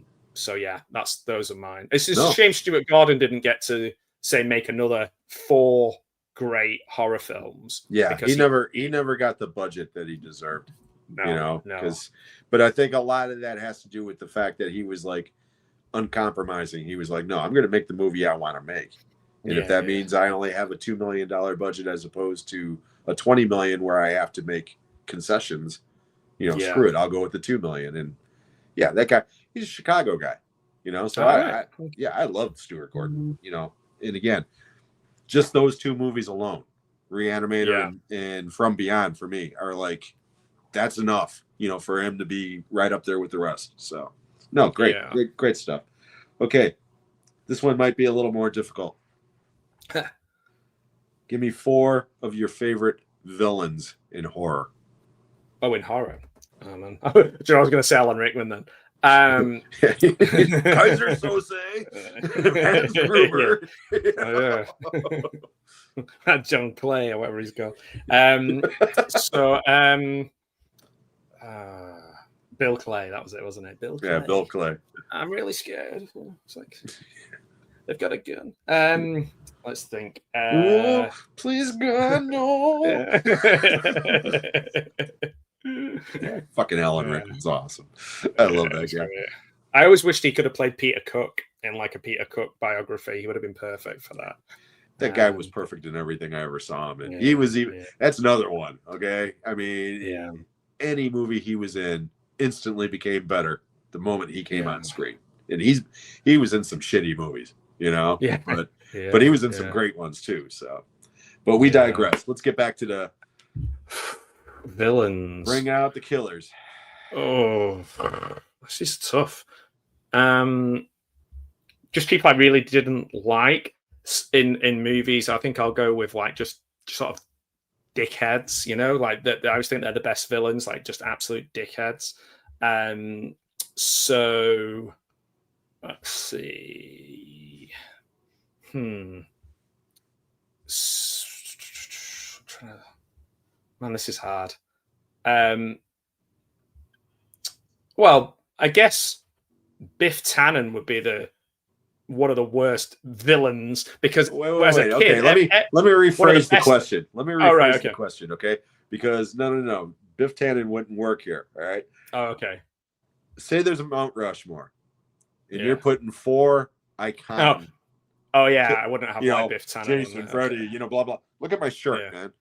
Oh right, so we're talking horror because I see Jason as misunderstood. You know, I don't see him. But it can include it. Okay, but what I'm saying, that's what I'm talking about. Those iconic, and it could be Norman Bates. It could be, something like the Body Snatchers. Anything. But that's what I meant. That's what okay. So I'm gonna put a little different spin on. I mean, I'm gonna do Norman Bates, but I'm gonna do Norman Bates from Psycho 2, where we really get to learn about him as a character. That Norman Bates is like a character study in a villain, where you it's the worst kind of villain because you understand him. That's my favorite Psycho movie, believe it or not. Yeah, me too. I love it. I love it. Yeah. So I would say the Norman Bates from Psycho 2. Okay. I'm going to say, just for the flourish and the sort of the fun of the way he kills people, I'm going to go for Vincent Price as Edward Lionheart in Theatre of Blood, because he plays every murder with a Shakespearean twist and a flourish and and I wanted to mention Vincent Price somewhere because I haven't mentioned Vincent Price enough or even chose any of his films. So yeah, that's a great pick. That's a great pick. And the other one I think would be, because it's so scary and you don't really see, but you know it's there. I'd say like Pazuzu from The Exorcist, because that, if you're not watching closely enough, you might not even see, but it's embodying, it's otherworldly, it's there, it's bouncing around, it's really, really scary because you can't put your finger on it. It's not like it's Michael Myers just kind of stood there waiting while you're doing the washing. It's like so I'm going to say that. So that's my 3. That's 3. And do you know who's good? Well, I don't know. I was going to do the I was going to do geez, what's the bad guy called in Halloween 3? My mind's gone. But that's more silly. I can't think of the actor's name. I can think of the character, but Dan O'Harley's the actor. Yeah. But I changed my mind because it's more hammy and more over the top, and he wouldn't be on my Mount Rushmore. Let's put Belial on there. Let's put Belial. Yeah, because I would love to see somebody carving Belial into a Mount Rushmore. That would be hilarious. He's just kind of like. I want to see somebody do a life-size Cthulhu. Yeah, that's true. Yeah, I've given them quite a challenge with my. It's not just like a Jason mask, Michael Myers mask, Freddy. They're like, so we've got to do who now? You went deep. That was good. Yeah. But Anthony Perkins, but when? From the 80s. Okay, now this one might sound sexist, but I don't mean it this way. But who am I top 4 final girls and it doesn't necessarily have to be a girl. Okay, but and it could be the same actress playing the same part, different parts, or whatever. Like Jamie Lee Curtis, she was the final girl in like 10 different movies. All right, yeah, that's true. But 4 of what you would say are the best lone survivors in a horror film type thing. Oh, well, has to be a lone survivor. So I would love to. I would honorable mention to Margot Kidder. If it ends up being like 2 people or whatever, we'll let that one fly too. I'll go for Olivia Hussey from Black Christmas, but my favorite character in that film is Barb, Margot Kidder. I mean, she's just fucking so good in that film. I thought you were going to say your favorite character was Billy. No, do you know they should put him on the Mount Rushmore? I changed my mind. Creepy.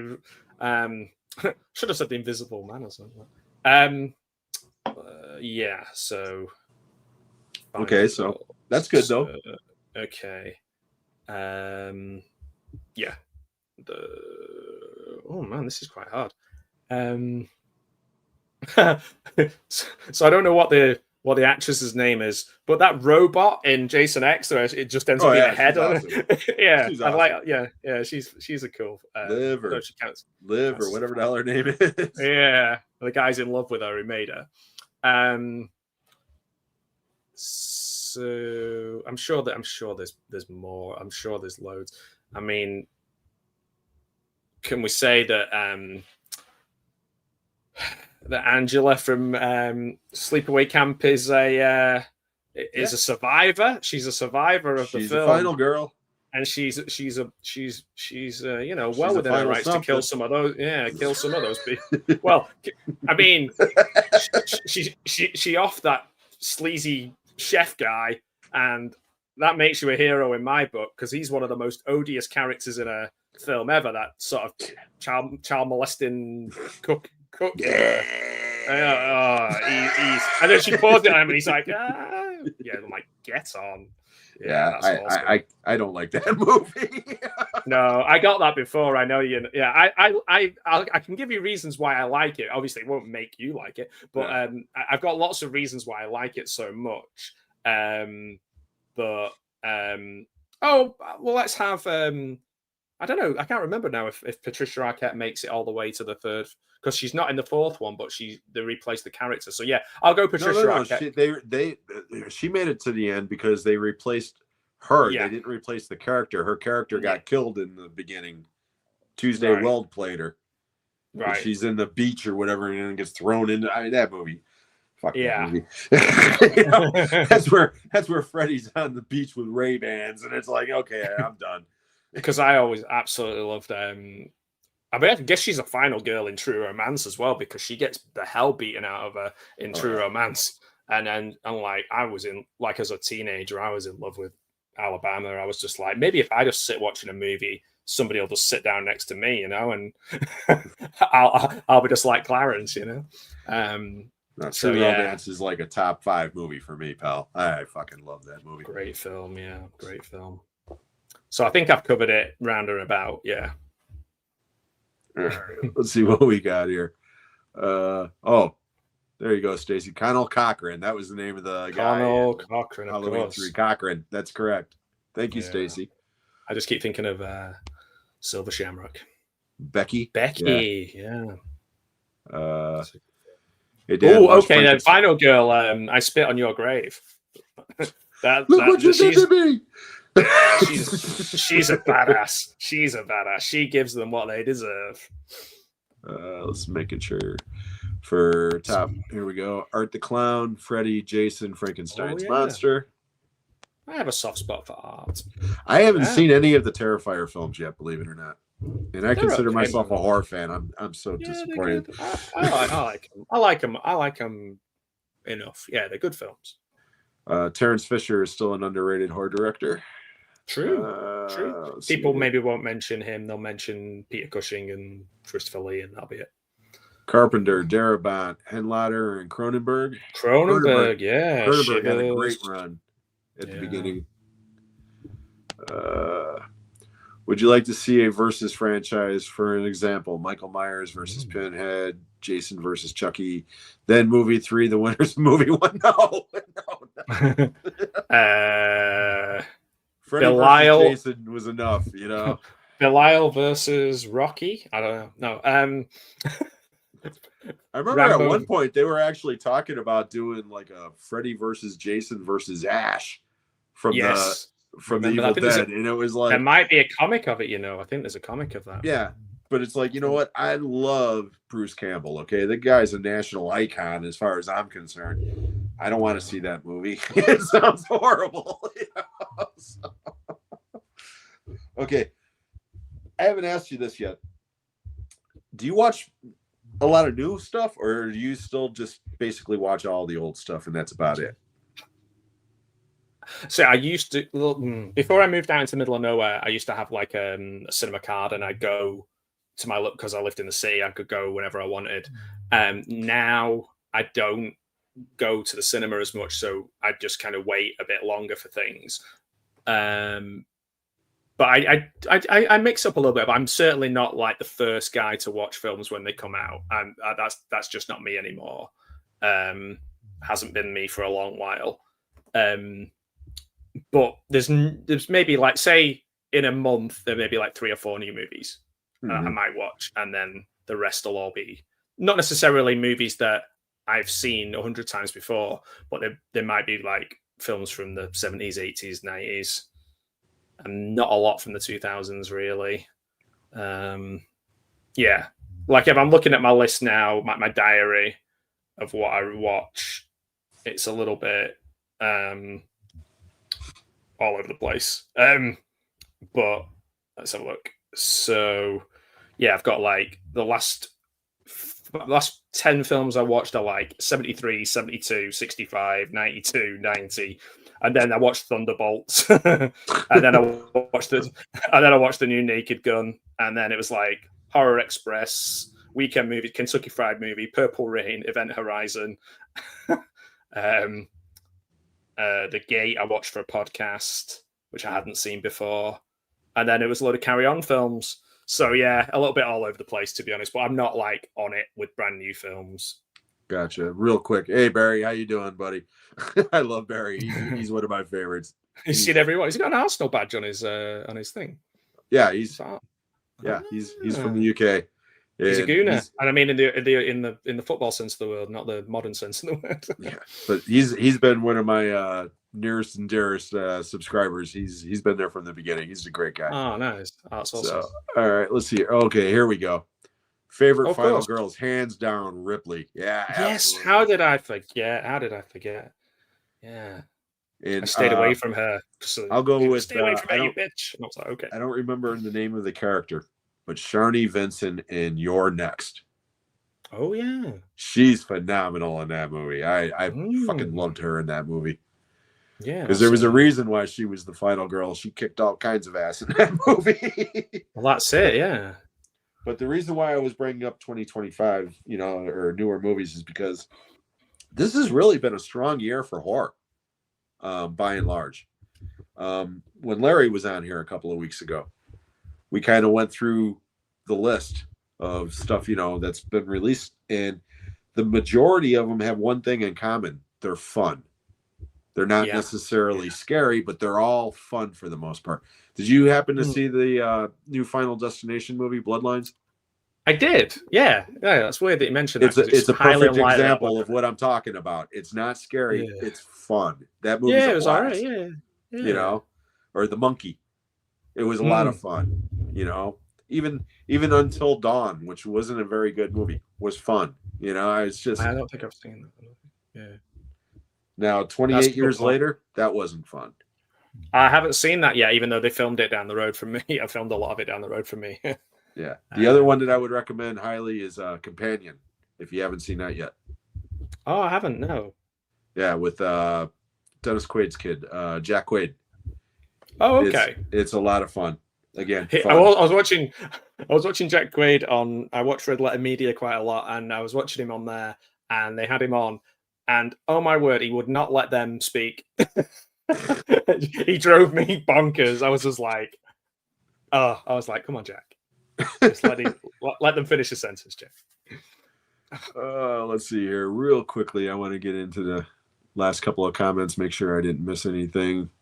Mark says, no, there's that Cochran one again. Mark says, Truly, Madly, Deeply is a great Alan Rickman movie. Yes, yeah. What's she called? Stevenson. Juliet Stevenson, yes. Tales from the Crypt, I'm assuming, watching the first season at the moment, if that's what you're talking about, okay. Alan. Yeah, I've got the box set of Tales from the Crypt. I've got them all. I fucking love that show so much. Nice. And yeah, Companion is great. It's the less you know about it going in, the better. It's got a lot of twists and turns to it, but it's a lot of fun. Real quick, just making sure one last time here. Okay. Because, yeah, guys, we're coming up on it. It's already 1:45 in. So if you have any more questions for me and Matt, now would be the time. Yeah, my dog is looking at me and she's going, it's time to go outside into this storm and take me to go pee. I better not say that word. No, if you need to cut out, by all means. But I'm good for a little bit. I'm good for a little bit longer. I'm dictated by my dog's bladder. Okay, that's all good. Well, like I said, if you do need to cut out, by all means, it's all good. But yeah, we are coming up to it. But I do want to ask you this real quick, okay? I'm having a great time, though. Thank you for having me. Oh, no. Thank you for being here. It's awesome. One of the things that I hate, by and large, about Hollywood these days is how everything is based on an IP, okay? Yeah. Or it's part of a franchise. Kool-Aid the movie. Yeah. Okay? And that also holds true to horror, okay? There's a lot of horror franchises that, quite honestly, a lot of them I could give less than a rat's ass about. But there are other ones that are near and dear to me, okay? So how about you? What are some of your favorite horror franchises? Okay. Probably the ones I revisit the most. The one I revisit the most is Friday the 13th. I like all of them in different ways, or I appreciate them all in different ways. The like out of all of the, for Halloween, it's more like I love Halloween 3. And I like the others, but I love that one. So that kind of tells you where I fall with that series. And the same goes for Nightmare on Elm Street. Like I like New Nightmare, and I like all of them. And actually, I've got more of an appreciation for the second one as time's gone by, which is same with Friday the 13th. But the third one's my favorite by a country mile in Dream Warriors. I just love. So I would probably say my go-to is always Friday the 13th. But if we can kind of count those common price Poe films as a franchise, I guess I revisit those a lot. Hammer, Frankenstein probably more than Dracula, but I'll watch all of those. But I never really got into Evil Dead massively, even though I can appreciate the artistry and the creativity.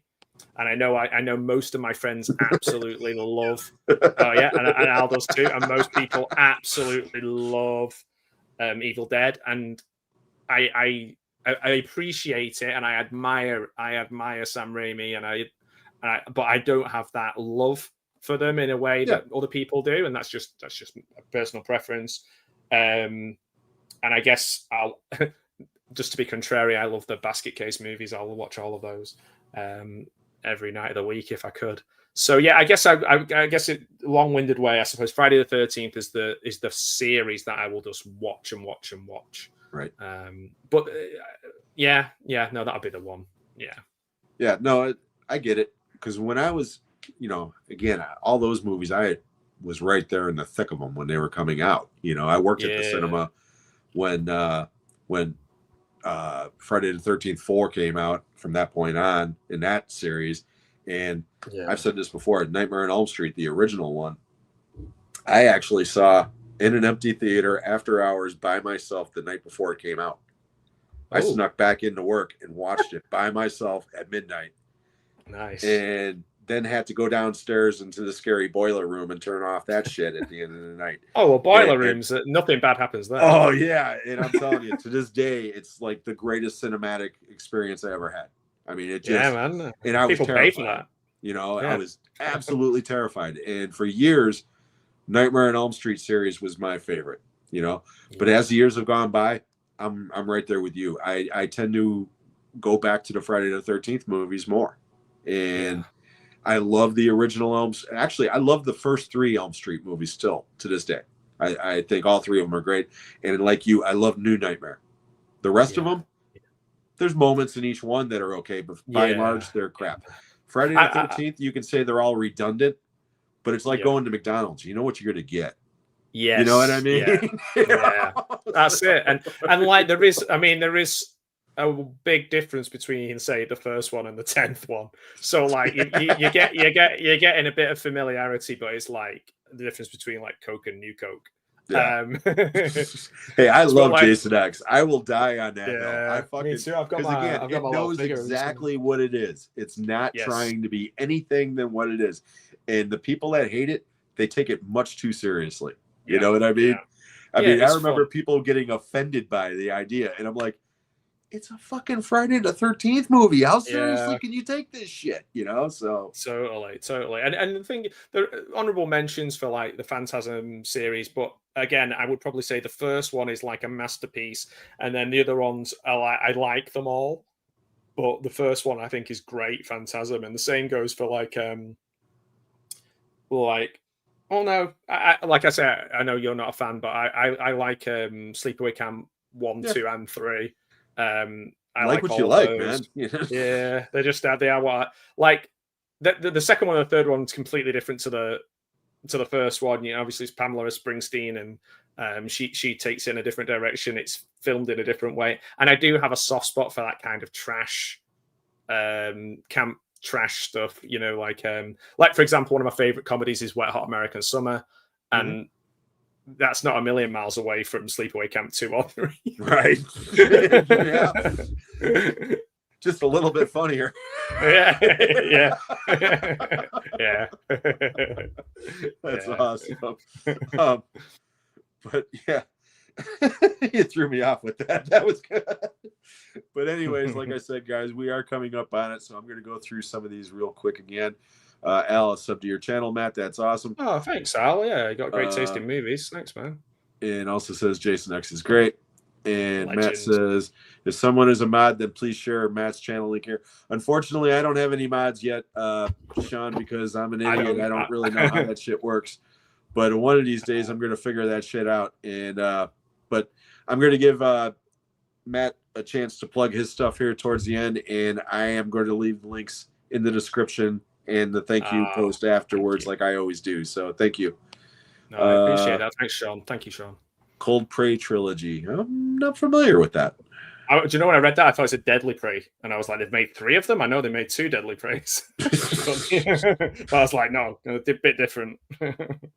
Cold Prey and Deadly Prey. But real quick before we do wrap up the show, and I give Matt another chance, I do want to go through some stuff here real quickly and give you guys an update. Well, actually, let me give you a chance to update your stuff, Matt, because again, I know your dog's like kind of waiting to get out. So I'll show you. Look, this is what she's.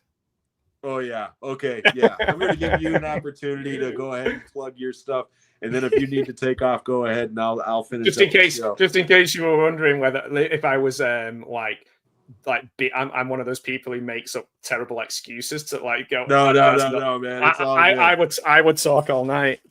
We talked about this before the show started, so it's all good. Man. So yeah, that's what I'm saying. I'm going to give you a chance right now. The floor is yours, sir. By all means, tell us what's going on with your channel. If you got anything coming up, you said that you have another show later this evening. The floor is yours. Yeah, I did. I'm watching the film The Retrievers later on. I was going to watch it with JT. He's tied up, but I am going to watch it with him down the line because, like I said to you, Jim, and you're welcome to join me. I'm going to watch The Retrievers with as many people as I can because I love this movie. If no one's seen this film, 1984's The Retrievers, it is insane. I've got a British comedy documentary-ish style thing that's tomorrow. And that is I think it's tomorrow. Yeah, tomorrow's the 5th. So yeah. And then I'm going through my Blu-ray and VHS collections on Monday. And then it's just a few little horror shots and a few watch-alongs, a few bits and pieces here or there. And that's it really. But I am going to a film festival next week I'm hoping to meet up with a few people from YouTube there. I'm part of a fanzine called Grot, which is like a kind of trying to replicate those 80s photocopied fanzine things. And there's some great people involved in that who are also involved in the Wigan Cult Film Club. They're going to be at this film festival, so I'm going to go along and hopefully catch up with those guys. I'll film them and they can film me at the same time, and then we can both get stuff for our channels. But other than that, it's pretty much every Sunday and Monday on my channel, 6 p.m. Great GMT, I post something. What it is, you'll just have to kind of tune in and find out. But no, I appreciate giving me time to explain what's going on the channel. The answer is all kinds of nonsense. Awesome. And again, everybody, if you haven't done so, you can get over to Matt's channel. He's at Pugwall 316, like it says right there on his little banner there. The name of the channel is Pugwall 316 Studios. And as you can tell from the last couple of hours, Matt's a great guy. And take my word for it, he's got a great channel. He's got some awesome content. I've said it before. You can tell the difference between movie fans and movie collectors, and you're obviously a fan, and it's always refreshing. So, thanks, man. And right back at you. And again, I appreciate that. And again, I know the dog needs to take care of his business, so I'm going to let you go. But before you do, I just want to thank you one last time and say, somewhere down the road, you are always welcome to come back if you would like to. So this has been a blast. I'd love to, Jim. Yeah, I'd love to. It definitely won't be the last time if it's up to me.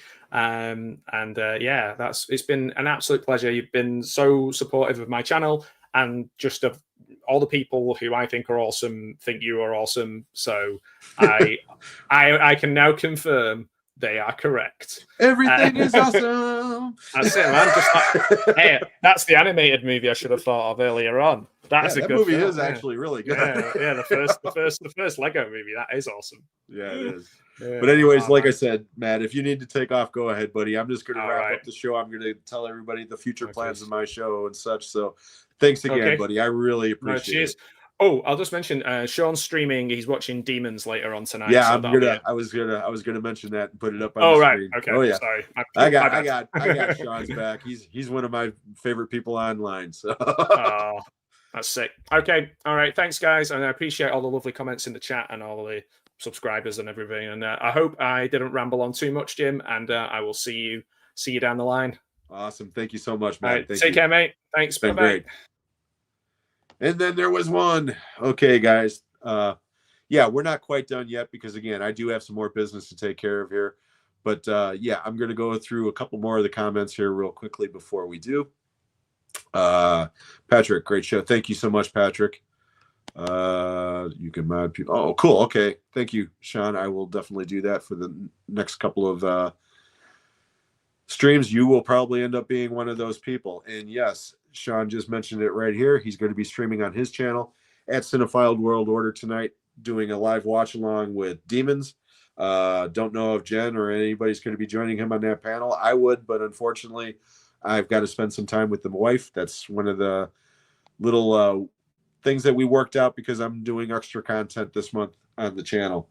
And speaking of, we're going to wrap up some stuff here, but I got to give you guys some information as far as what's going on. So here we go. Next week, episode 21 at the same time. Originally, I was going to have Anthony from Anthony's Horror and More, but unfortunately, depending on your point of view, Anthony got a brand new job, which is great. Good for him. I'm glad. But unfortunately, the schedule coincides with that episode, so he's not going to be able to be here. But I was able to go out and reach out to Andy from Forgotten World of Movies, all the way from the UK. And Andy is a phenomenal guy. He's a really cool guy. I met him on Ollie's streams. You guys are going to love him. Get over and check out his content if you haven't already. I'm going to leave links to all this stuff like I always do. That will be on the 11th, which is 1 week from today. 2 weeks from today, episode 22 will be with Brian, the horror punk. And episode 23, the last one of the month, but certainly not the least, and I mentioned this earlier, the lovely Mika and Kara from the Double Feature podcast will be my very special guests for that episode. And that will be, once again, on the 25th of this month. Also, this coming Tuesday, on the 7th, on the next episode of Talking Movies with Sean, Kenny, and Jim, our very special guest is going to be Dan from Mr. Dan in Horror. And we're going to be talking about classic horror movies that came out before 1973, because that's when The Exorcist came out. And once The Exorcist came out, horror movies changed forever. Basically, cinema altogether changed forever. So we're going to concentrate on kind of a kinder, simpler time, and we're going to be concentrating on stuff like Universal horror films, the Hammer films, the goofy films of the Atomic Age, stuff like that. And it's going to be a lot of fun. So hopefully you can join us on that. That will be on Tuesday night at 7 p.m. Eastern Time. You can watch that live or on replay on either Sean's channel at Movie Assault or on the Talking Movies channel, which is Talking Movies 2024. And again, I will be leaving links to all those as well. Also, coming up, I am going to be giving more details about the giveaway I am doing this month. I'm going to post a poll and leave it up to people to decide what I'm going to do. As of right now, I have 3 digital codes that I know for a fact will work, and I probably have about 10 more that may or may not work. And I also have a physical Blu-ray that was originally bought on eBay, but turned out it was a bootleg. It's a good bootleg, but it's a bootleg, and I don't like bootlegs for studio films. So I was going to include that, and I was going to include a couple of DVDs that I've upgraded to Blu-ray. Why have them if I don't need to? So I was either going to split those prizes up amongst a couple of different winners, or I was just going to put them all in one big thing and it would go to one winner. So I'm going to leave that on that poll on my channel within the next day or two and leave that up for about a week. Once I get that poll taken care of, I will leave all the details for the actual drawing, and the drawing will be done at the end of the month. And just to give you an idea of what we're talking about here, the digital codes that I know will work for sure. Dodger fan never claimed his prize, so Final Destination's Bloodlines is going back into that drawing. Companion will be in that drawing, and Weapons will be in that drawing, because I will be picking up Weapons on the 14th. I was going to include a digital code from The Life of Chuck, but unfortunately there was none included on the Blu-ray that I bought. The physical bootleg Blu-ray that I got is for A Quiet Place Day 1. And some of the DVDs that I've upgraded, quite honestly, I'm just going to go through all my DVDs and figure that out at the time. I know one of them for sure is Open Range, which is a Kevin Costner Western. And that one, I don't have the Blu-ray from, but I actually got 2 copies of the DVD. So, but anyways, like I said, that's neither here nor there. I'm going to leave that poll on my channel within the next day or so. You guys can all go on there, make your votes, and then we'll go from there. The last thing I want to mention is I'm going to continue with the schedule that I have planned, where I am going to be posting a video every day this month. And I will also be doing the weekly show as opposed to bi-weekly right here on Shooting the Shit with Jim. My original plan after that was I was going to take a month off after that in November. But to be honest, I don't know if I'm going to do that or not, because I really like doing this show. So I might not be dropping as many videos in November, but I'm pretty sure I'm still going to do this show. But it will go back to the bi-weekly schedule at that point. But I'll let you guys know more about that when we get a little bit closer to it. But anyways, we are a little bit over the 2-hour mark here, so I am going to call it a day here. I just want to thank everybody that was there today. Let me go through the comments one last time. And again, I want to remind everybody that Sean does have that stream tonight at his channel at Cinephile World Order at 9 Eastern Time. And again, Sean's live streams are always awesome. Al, thank you for all your support, buddy. I really appreciate it. Sarah, as always, sweetheart, thank you. Sean, you're awesome. I really appreciate you. Where's nice. Very good. Well done. Well done. Mark, awesome. Ali accidentally blocked you the other day, Mark, but he is in the process of unblocking you, and he would actually like to have you on as a guest on Monday if you were interested. And I am also planning on being on that stream on Monday. So it would be great to actually have a conversation with you. And let's see here. Sub to you. Thank you so much for that, Al. I appreciate it. Mika, thank you so much, sweetheart. I'm really looking forward to having you and your sister on here in a couple of weeks. We're going to have a lot of fun. And let's see here. Do you do noir? No, that's good, but no, I probably won't. Unfortunately, I don't have a lot of noir films. But if I did, I know the first guest I would have would be Mike for Mike's DVD and Blu-ray collection, because he's a huge film noir fan. But anyways, guys, like I said, I cannot thank each and every one of you enough for being here today. As always, you guys always give us some great comments and some great things to talk about. And I want to thank Matt once again for being here. He was a great guest. I knew he would be. And I implore you, if you haven't already done so, please go over to Matt's channel, like and subscribe. Show him some of the love and support that you always show me. So I think we are going to call it a day on this one, guys. Thank you once more. I really appreciate all of you. We're going to catch you on the next one. Take care, everybody.